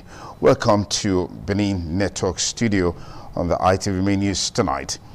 Governor of Oyo State, Mr. Seyi Makinde, says rotation of chairmanship of the Oyo Traditional Council of Obas and Chiefs to every 2 years among the 3 leading traditional rulers, including Alafin of Oyo, Olubana of Ibadan and Soun of Ogbomosholand, is due to the crucial need to strengthen unity and fairness amongst the traditional institution. The governor, who disclosed this at the fresh inauguration of the council at the House of Chiefs Hall, State Secretariat Ibadan. The inauguration marked the formal takeoff of the new law, which stripped Alafin of Oyo stool as the permanent chairman of the council, where it was amended under Oyo State Council of Obas and Chiefs Law 2025, recently passed by the State House of Assembly. The Alafin of Oyo, Oba Akim Owade, was said to be conspicuously absent from the event. Governor Makinde added that the monarchs collectively agreed that the rotation should begin with the Olubada of Ibadan land.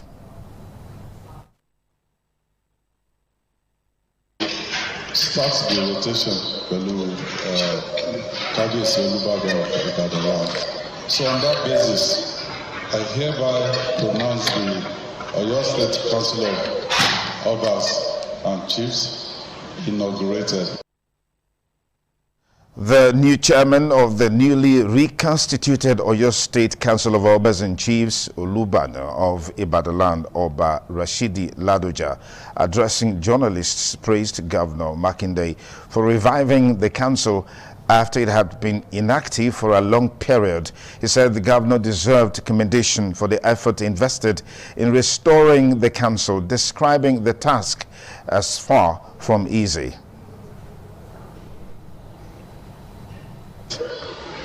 Arguments must be conducive to all of us elected. The Oyo State Council of Obas and Chiefs operated actively for several years but became dormant around 2011 due to prolonged legal disputes over leadership and structure.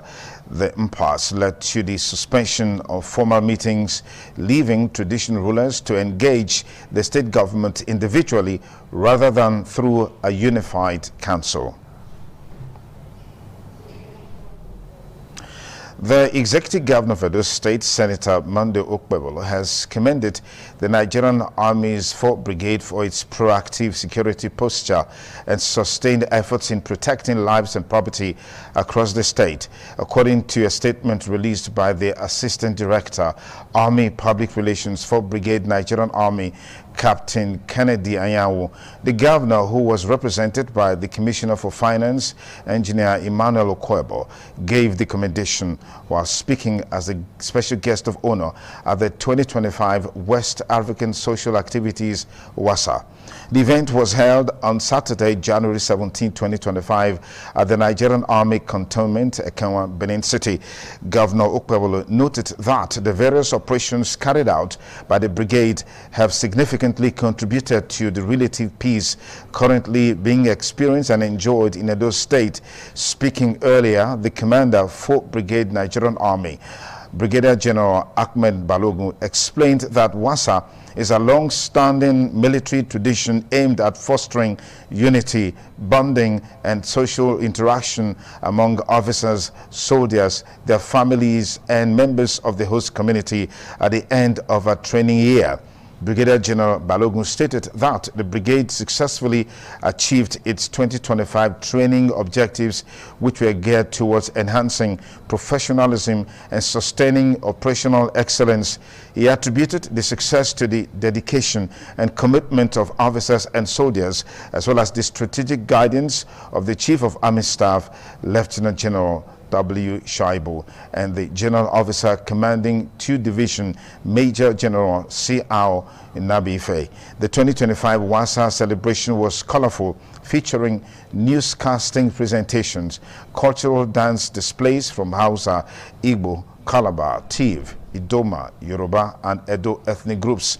Other highlights included strip and assemble rifle competitions, tug of war contest, presentation of awards to deserving soldiers, the beating of the retreat, and the lighting of a bonfire.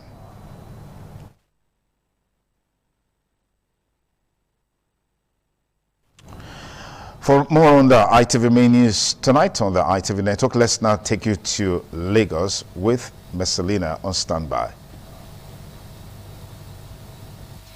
Many thanks, Sonny Duke Okosu. From our Lagos Network studio, Lagos State Traffic Management Authority says, in synergy with the Lagos State Fire and Rescue Service, it's forestalled an imminent fire incident on the Liverpool Bridge in Ward Mile 2 occasion by fire tanker related incident. The agency said preliminary security findings indicate that an articulated tanker landing with diesel lost control and fell on the bridge, resulting in structural impairment to the tanker and uncontrolled discharge of large volume of diesel across the carriageway. It said of grave concern was the spillage of combustible petroleum product from the elevated bridge to the area beneath, an occurrence that regrettably drew the attention of some unscrupulous individuals who attempted to scoop the diesel, thereby compounding the volatility and danger inherent in the situation. The driver of the tanker, who sustained several injuries, was rescued by last-man officials and taken to the General Hospital of Papa, where currently medical.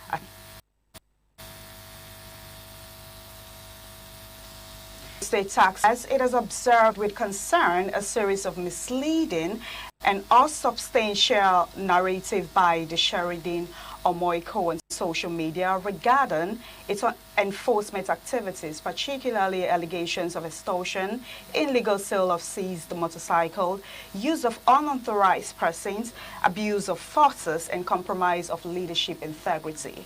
The agency says it respects the right of citizens to express concern, but deem it necessary to place facts on records in interest of public clarity and safety.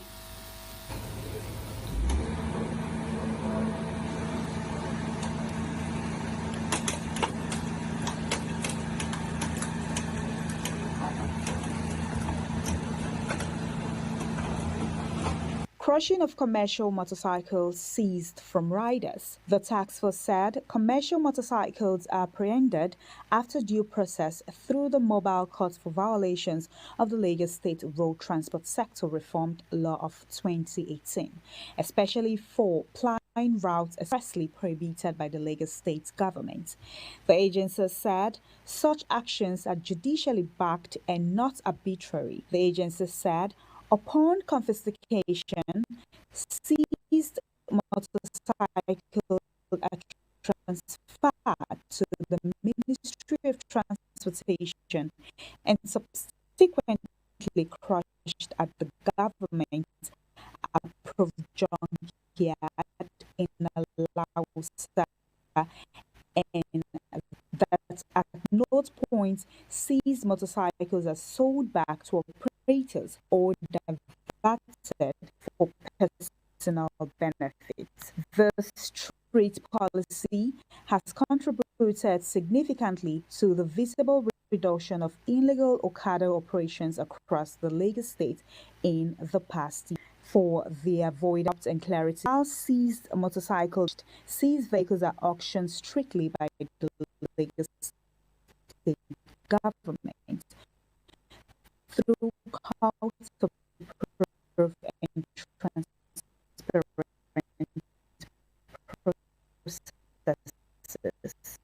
The agency urged members of the public to verify claims appropriate channel for the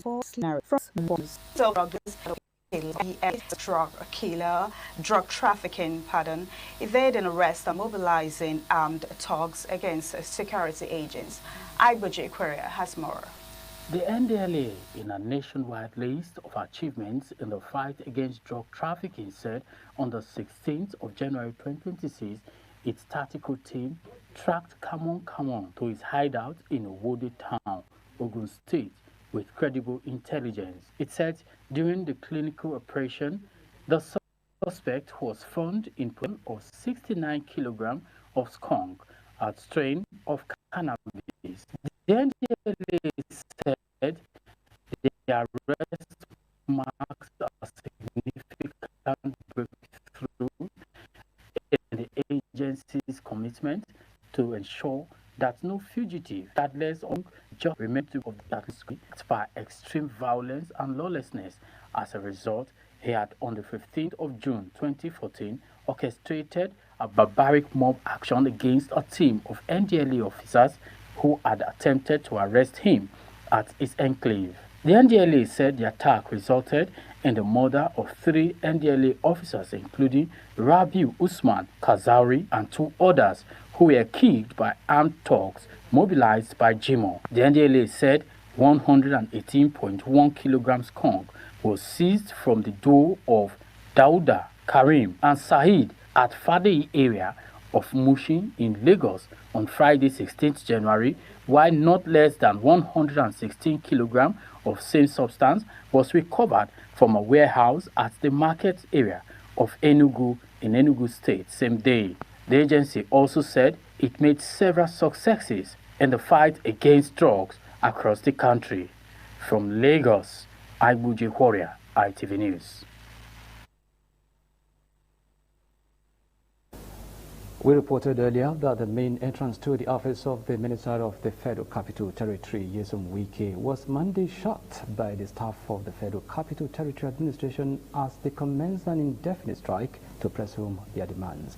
ITV News crew monitoring the situation reports that the staff, led by their union, embarked on the action to demand better condition of service from the administration of Minister Nyesom Wike. Workers of the Federal Capital Territory Administration (FCTA) on Monday made good their threat by grounding activities in the administration. The headquarters of the Federal Capital Development Authority (FCDA) in Area 11.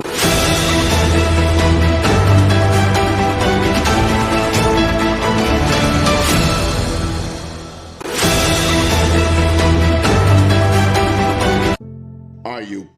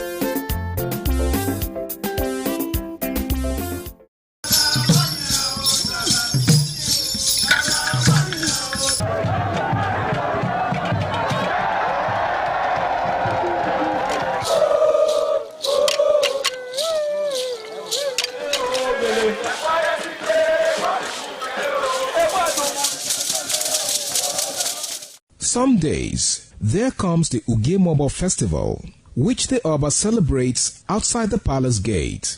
A pavilion is built of red cloth where rites are performed to drive away all evil spirits still unsatisfied by the year's sacrifices. The Ugemobo Festival is to commemorate an event in Benin history which dates back to 1504 AD.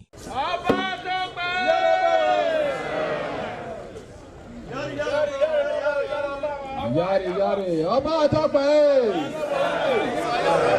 yari, yari,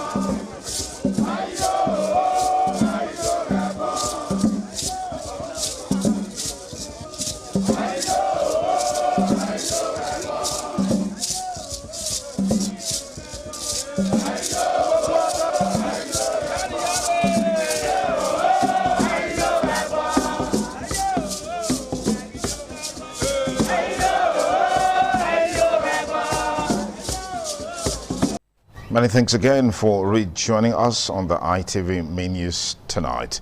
The Nigerian Institution of Surveyors, Edo State Branch, has commenced its 2026 mandatory continuing professional development training program with a focus on modern security solutions.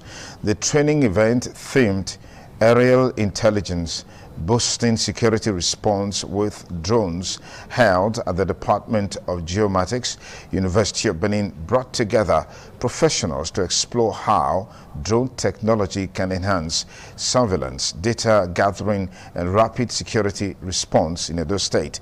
The report by Ibrahim Adediji is presented by Osamudiame Osagie. Chairman, Nigerian Institution of Surveyors, Edo State Branch, Surveyor Odaru Bruno Igbinovia, explained that modern security threats like kidnapping and banditry are spatial and time-sensitive, requiring accurate geospatial intelligence. He said equipped with drones, surveyors can provide real-time aerial surveillance and precise data to support security agencies, not to replace them. He urged Edo State government to integrate surveyors into security planning and recognize their role in building a safer Edo State.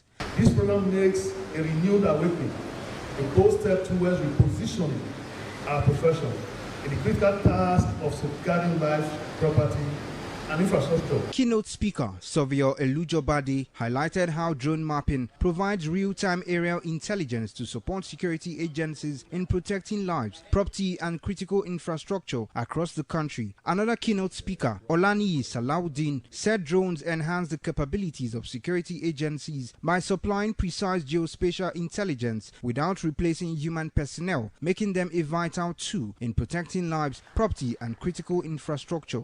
What we are gathering is intelligent. This is the landing, this thing for this one, this is the landing here, this is the landing here. Some we not have. We have drone of this size, and even there are some other sizes, smaller. Chairman of the Planning Committee, Professor Ralph Ehigiato, said drones can do more than just mapping. One of the attendees, Surveyor Ben Omoakigbe, who participated in the training event, said surveyors now use drones to fight insecurity. As we know today, we have issue of security in Nigeria. And the application of drone can help in detecting location of these criminals. Kidnappings going everywhere. If you employ surveyors to use drones, they'll be able to detect if a kidnapping is happening somewhere away. Osamudiame Osagie, ITV News. Elders, women and youths have appealed to Edo State government and the Palace of the Oba of Benin to intervene and resolve the crisis rocking Ugbine community of Yan Northeast local government area. They made the appeal during a press briefing held at Ugbine Community Town Hall to draw attention to their plight, as some persons have been attempting to take over the leadership of the community because the Ojonwe of the community, Pa Ushobaifo Usayende, passed away on the 5th of January 2025. Osamudiame Osage again has the details.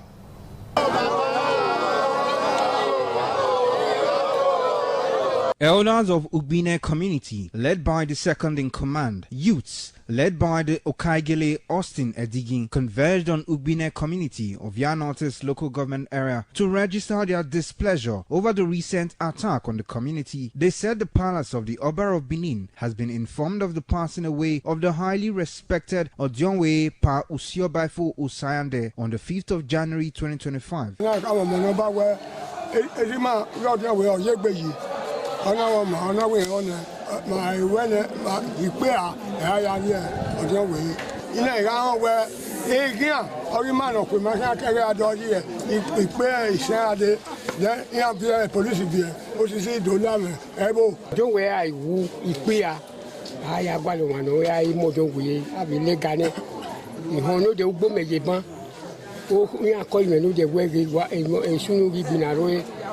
èmi náà sínú bẹ̀ wọ́n náà jọ̀mọ́ ẹ̀sìn mi tẹ́ ọdún òwe àgùn ìpè àyà mọ̀ ọdún òwe náà yẹ gbèjì náà gẹ̀ náà náà rọ̀ ọdún òwe ọwọ́ àti àyà ibi gbin náà yà nọ̀rẹ́ tó wà á dé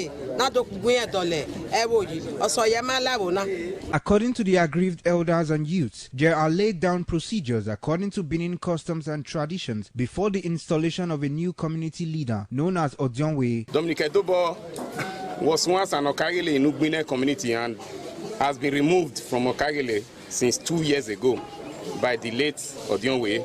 Pa Oseye Eremato, Dominic Edobo, they came with talks to come and intimidate, to invade the community. In his reaction, Dominic Edobo debunked the allegations. Osemudame Osage, RTV News.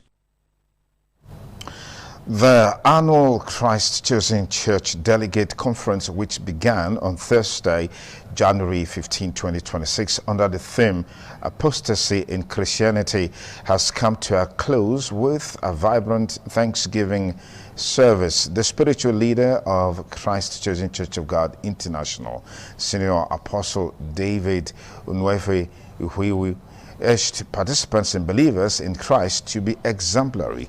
Femi Farayola has details.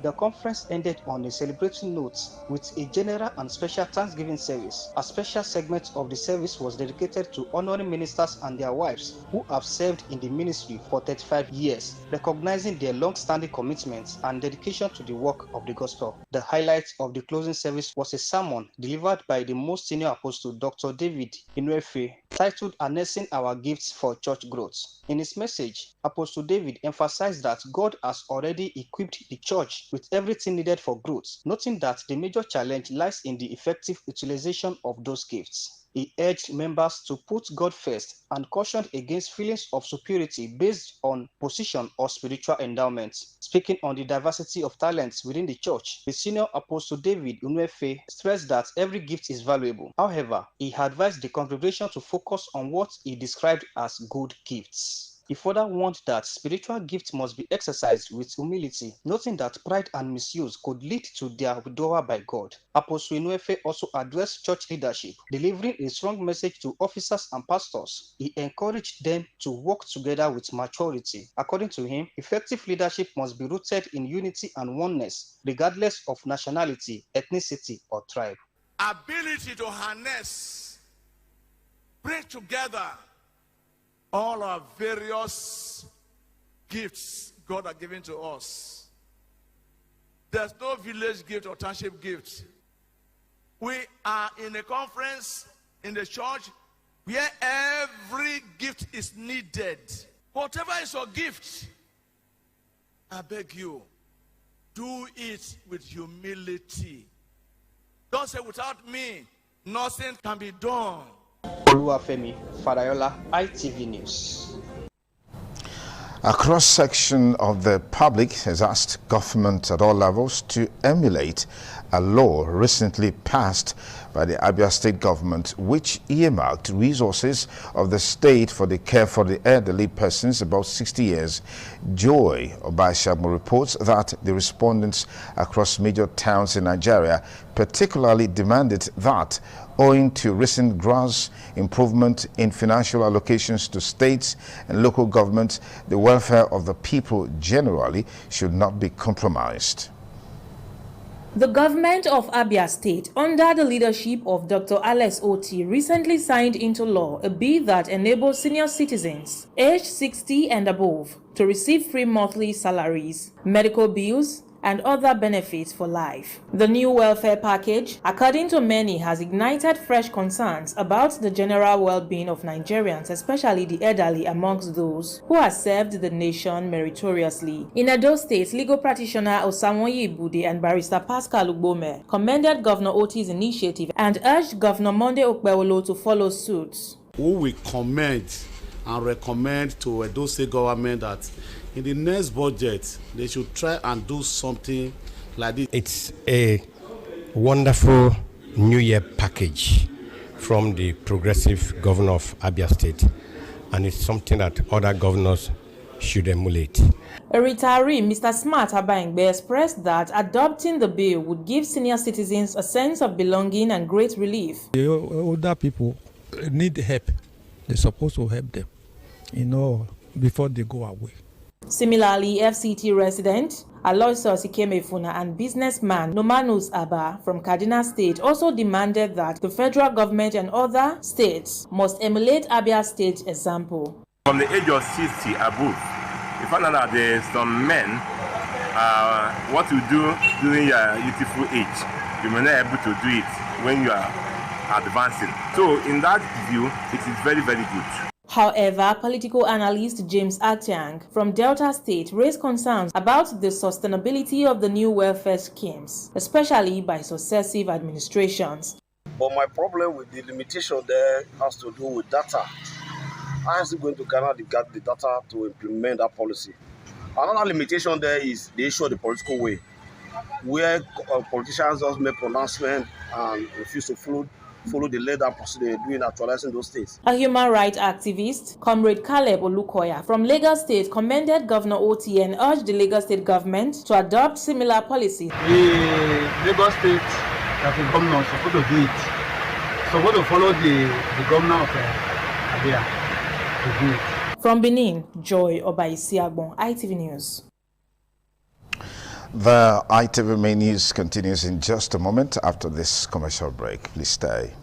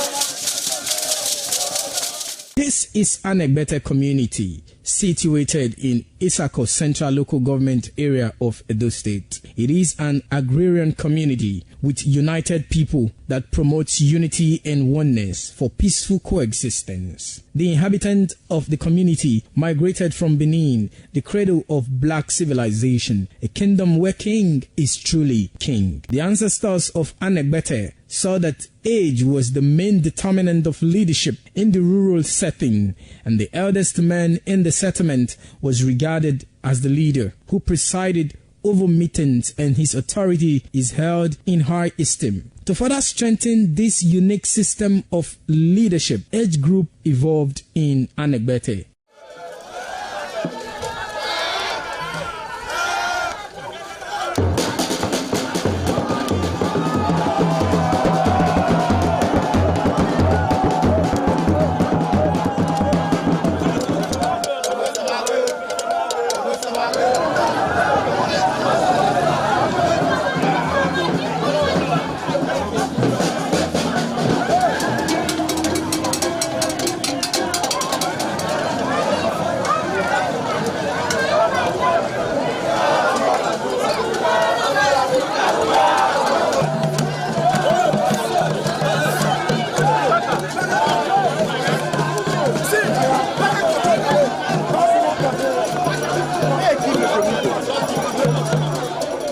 In Anegbete, age group is categorized into two, that is, the common and the noble. Anegbete is rich in cultural heritage, as the community at noon saw the commitment of the festival with the first set rolled out in beauty colors to showcase their might and strength, indicating their feet and ready for the responsibilities behold on them. The streets in the community with a feed up of young men and women adorned with the festival. Later, the royal family takes the stage as their children fight out royally and work in the community to showcase their might and fitness.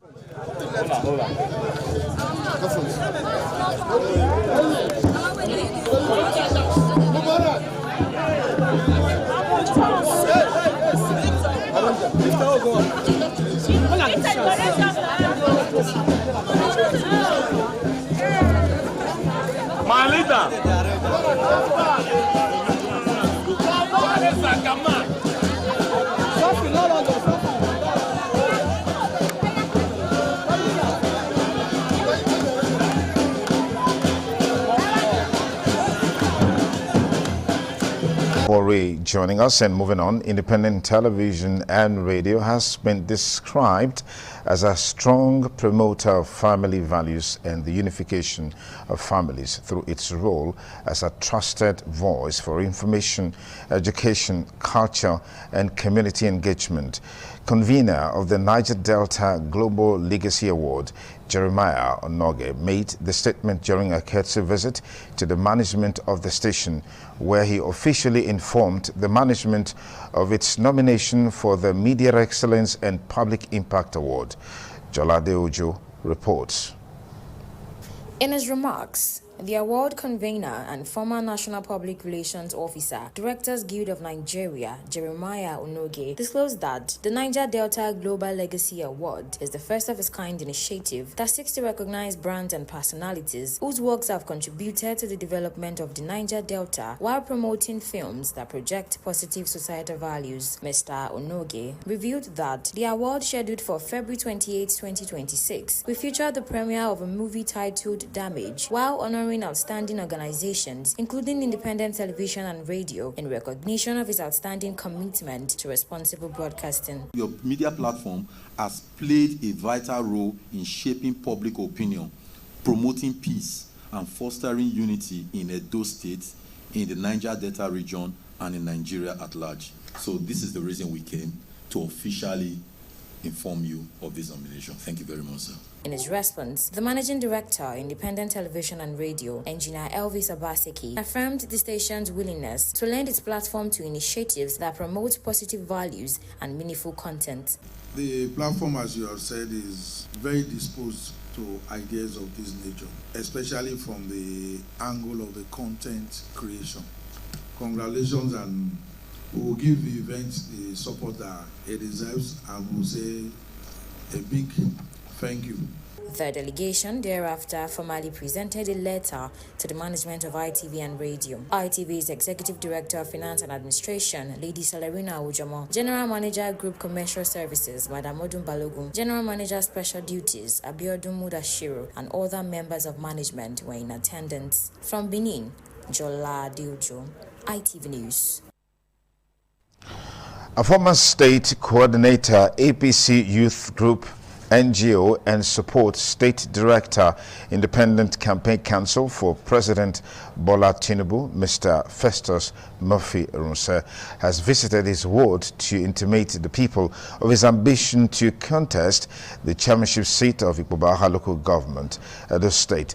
The youth leader was accorded a warm welcome by Ward 1 leaders and supporters in Ikpobaha.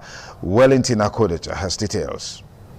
Purposeful leadership remains what Nigerians are yearning for. As a leader in Ward 1, Ikpobaha local government area, Mr. Festus Murphy Irunse met with party leaders to inform them of his ambition to contest the chairmanship position in the July 2026 Edo local government election. Delivering his manifesto, Mr. Festus Murphy said after wide consultation, he decided to declare his intention to contest the chairmanship seat in Ikpobaha local government area under the platform of the All Progressive Congress, APC. We have never in any way have chairmanship or acting chairman wherever in this part of the country. So development has been slow. So I looked at it and decided I should at least come and contest Mr. Festus said Ikpuba-Awka local government area deserves pragmatic leadership that is closer to the people. We are going to go around the 10 wards and also the local government and to also let them know why they should support us in this movement. Mr. Monday Oseye described the chairmanship aspirant as a capable person who is fit and qualified to be chairman of the local government. We believe he can fit in and do this for the local government. In his remarks, chairman of Ward 1, Mr. Sylvester Eje Ehis, and other leaders extolled the aspirant, Mr. Murphy Festus, as a good man who has shown high level of responsibility in business and administration. By the grace of God, all Unit 1 to Unit 63 in the world, if we are going to talk to the people in Ikpuba houses, all the Ikpuba, we are going to support him. The electorate have vowed to support Mr. Festus Irunse when electionary campaign begins. From Benin, Wellington, Akodeja, ITV News. Nigeria's fallen heroes paid the supreme price to keep the country united. The chairman of Akoko-Edo Local Government Council, Right Honorable Alabi Bliss Oshonogwe, has described Nigeria's fallen hero as patriots who paid the supreme price to keep the country united. Ikmonsa Ugagbe has details. The message of Akoko-Edo Local Government Chairman was delivered by the Vice Chairman, Honorable Fatumbi Ayodele Azamata, during the 2026 Armed Forces Remembrance Day ceremony held in Igara. Right Honorable Oshinogwe noted that the annual event is marked by the laying of wreaths in honor of fallen heroes and heroines who lost their lives in active service while defending the territorial integrity of Nigeria. According to him, the occasion serves as a solemn moment to remember and pay tribute to the gallant men and women of the Nigerian Armed Forces who sacrificed their lives to guarantee peace, stability, and unity across the nation. The council chairman used the not only to remember but to honor both the dead and surviving heroes who experienced different deprivation as a consequence of the conflict, and those who continue to sacrifice their life for the national territorial integrity. The council chairman encouraged guests to contribute generously to the launch of the Armed Forces emblem aimed at supporting the upkeep of bereaved family. He thereafter made a generous donation on behalf of the people of Akoko-Edo. Ikmomosa Ugiagbe, ITV News. All students of Baptist High School, Benin City, class of 88, have held their 2026 reunion party. Jonah Moa reports that the event held at Limor Event Center, Benin City, attracted alumni of the school from within and outside Nigeria.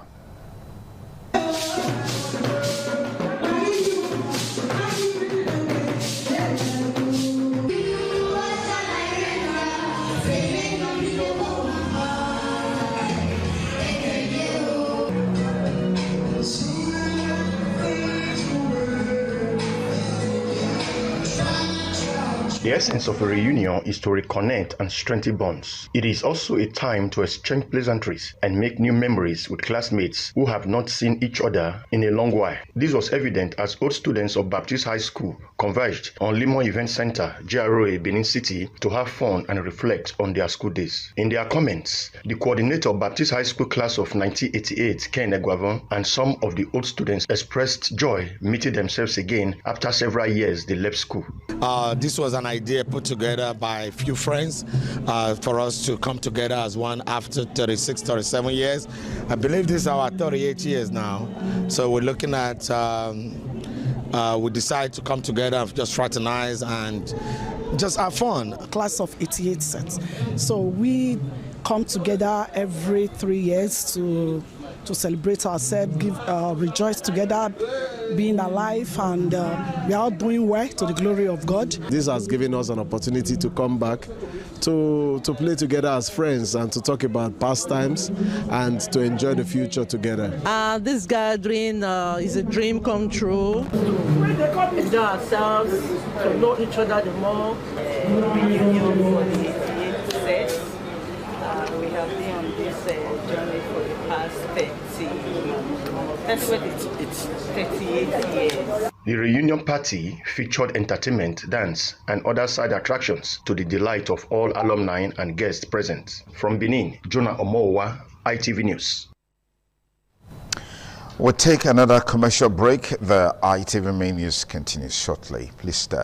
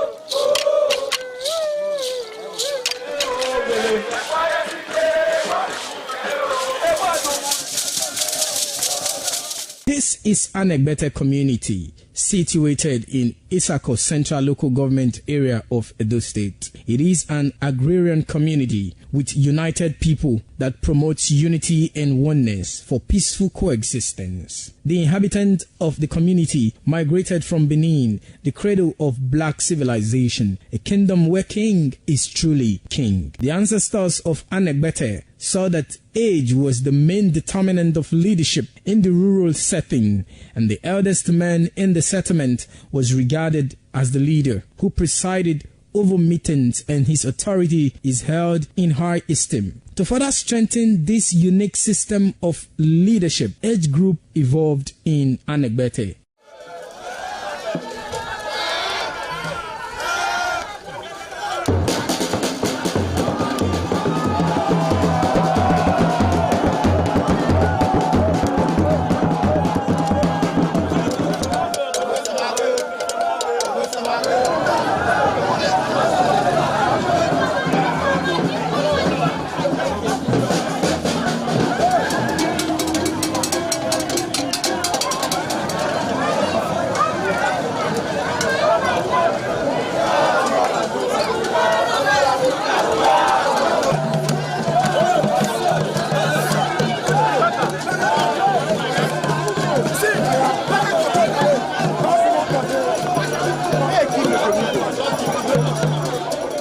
In Anegbete, age group is categorized into two, that is, the common and the noble. Anegbete is rich in cultural heritage, as the community at noon saw the commitment of the festival with the first set rolled out in beauty colors to showcase their might and strength, indicating their feet and ready for the responsibilities behold on them. The streets in the community with a feed up of young men and women adorned with the festival. Later, the royal family takes the stage as their children fight out royally and work in the community to showcase their might and fitness.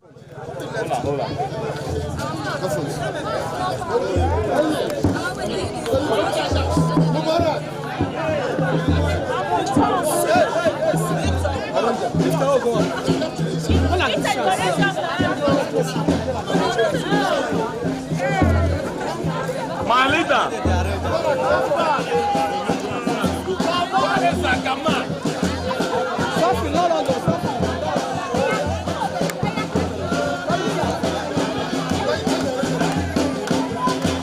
As part of funeral activities, a social dance has been held in honor of Mrs. Grace Esohe Ohemose in Benin City. Wellington Akodaja reports that the event had in attendance dignitaries who came to identify with the bereaved family.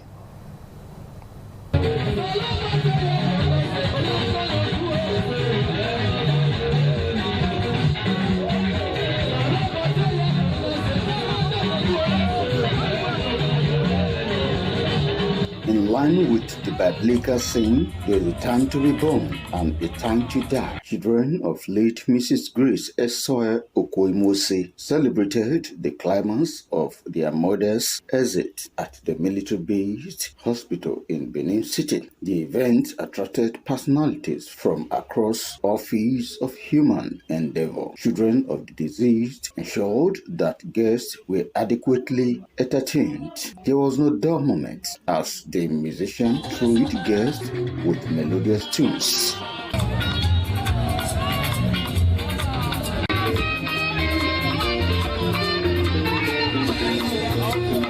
Daughter of the deceased, Barrister Adesua Okoimose, and some guests eulogized the deceased as a great and virtuous woman. My mommy is a great woman. She take care of us so well. And we will always miss her because she said it before she was late that, Mama, Iron Lady, you will miss me. I thought she was joking, because there are some certain food I don't know how to cook. She still cook for me, and at age, she still cook. So I will always miss her. She was always welcoming. She loved everyone and everybody. She was one person I know that was never judgmental, regardless of who or what has happened. She has been a great mother. Mommy, continue to rest. I'm from the UK. I came for this occasion because of Noza, aka Iyase. Earlier, service of songs and interment were held. From Benin, Wellington, Akodeja, ITV News. Late Prince Stanley Olomu Iradia, popularly known as Global, has been eulogized as a man whose life positively impacted many and whose legacy will continue to resonate in the lives of those he touched. These tributes were made during his burial ceremony held over the weekend in Benin City, which attracted his children, family members, friends, and dignitaries from within Nigeria and in the diaspora. Jolade Ojo has more. Activities marking the final rite for late Prince Stanley Taiwo Olomu Iradia kicked off with a service of songs held at his residence located at number 5 Abu Close, First Utagban, Upper Ekenwa, Benin City. The solemn gathering was attended by family members, dignitaries, revered clergymen, and well-wishers, including the senior pastor of House of Favour International, Reverend Lucky Onaiwo. In a homily, the officiating minister, Reverend Dixon Obahon, urged those present to live purposeful and fruitful lives. The price has been paid on the cross. Whoever believes in him becomes saved and become a child of God. That's the way our brother went. He is in the presence of God. He walked out of darkness and walked into light. The service of songs was followed by interment, a moment marked by deep emotions as mourners paid their final respects, describing the late Prince Stanley as a man whose passing is a significant loss. He has impacted in the life of so many. Those he knows, those he does not know, he helped. They have done a great work and they have supported the family right from day one. It was of remarkable blessing to the Benin community there in the United Kingdom. While he was alive, he was able to set up a lot of people, support a lot of people. He was such a benevolent man. He was so kind. I mean, where there is darkness, Uncle Stanley will bring light. He has touched the heart of so many people. The burial ceremony was rounded off with a social reception held at the Global Lounge and Restaurant, where family members, friends, and well-wishers gathered to celebrate the life, values, and enduring legacy of the late Prince Stanley Taiwo Olomu Iradia, who died at the age of 63 and is survived by his wife and son. From Benin, Jolade Ojo, ITV News. In what could best be described as a major realignment to reshape the political landscape in Edo State, members of the Edo Obedient Movement have officially defected to the African Democratic Congress ADC, citing the need for a more inclusive, people-driven platform to deepen political participation ahead of the forthcoming elections. Ofure Aneto reports. The Edo Obedient Movement, known for its strong grassroots presence and active political engagement across the state, converged on the African Democratic Congress State Secretariat in Ogbilaka, Benin City, to formally announce their defection and registration into the party. Receiving the defectors, leaders of the ADC in Edo State described the Obedient Movement as a national project driven by unity of purpose, saying that its alignment with the party would further strengthen ADC's grassroots structure across the state. We create a condition that will make that new Nigeria possible. I have all it takes, all the courage to stand before you today to tell you that ADC will succeed.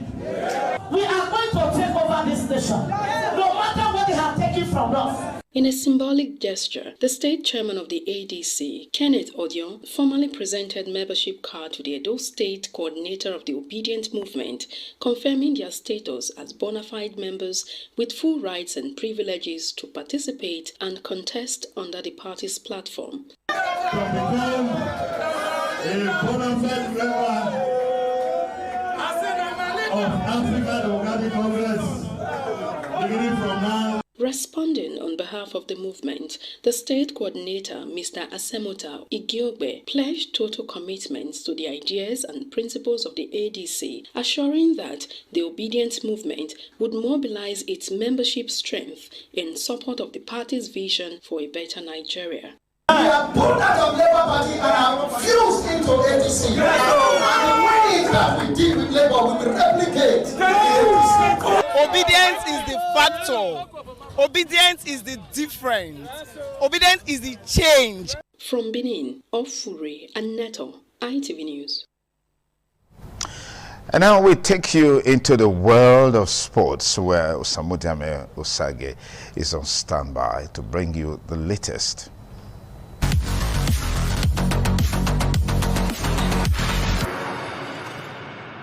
The Confederation of African Football has condemned the conduct of some players and officials following the chaotic scenes that overshadowed Senegal's victory over host Morocco in the final of the 2025 Africa Cup of Nations. The showpiece final in Rabat was disrupted by protests, temporary walkout and crowd disturbances after a controversial late refereeing decision. Drama erupted after Morocco were awarded a penalty seconds to full time as defender Malik Diop was judged to have pulled down Brahim Diaz inside the box. Senegal coach Pape Thiaw seemed to call his players off the field and they went down the tunnel before Sadio Mane called them back out for the penalty to be taken. CAF said it would not tolerate actions that undermine the integrity of the game, particularly when directed at match officials, and confirmed that the incidents during the final are now under review with possible sanctions to follow. And in tennis, Novak Djokovic delivered a 7 masterclass as he registered his 100th victory at the Australian Open with a straight set win over Spain's Pedro Martinez. World number 4 Djokovic, who is bidding for a standalone record 25th Grand Slam singles title, only dropped 5 points out of 57 on serve across a 2-hour exhibition of serving excellence. The 10-time champion fittingly closed out the win with his 14th ace of the night, triumphing 6-3, 6-2, 6-2. And as it from Sports Desk, I am Osamudame Osage.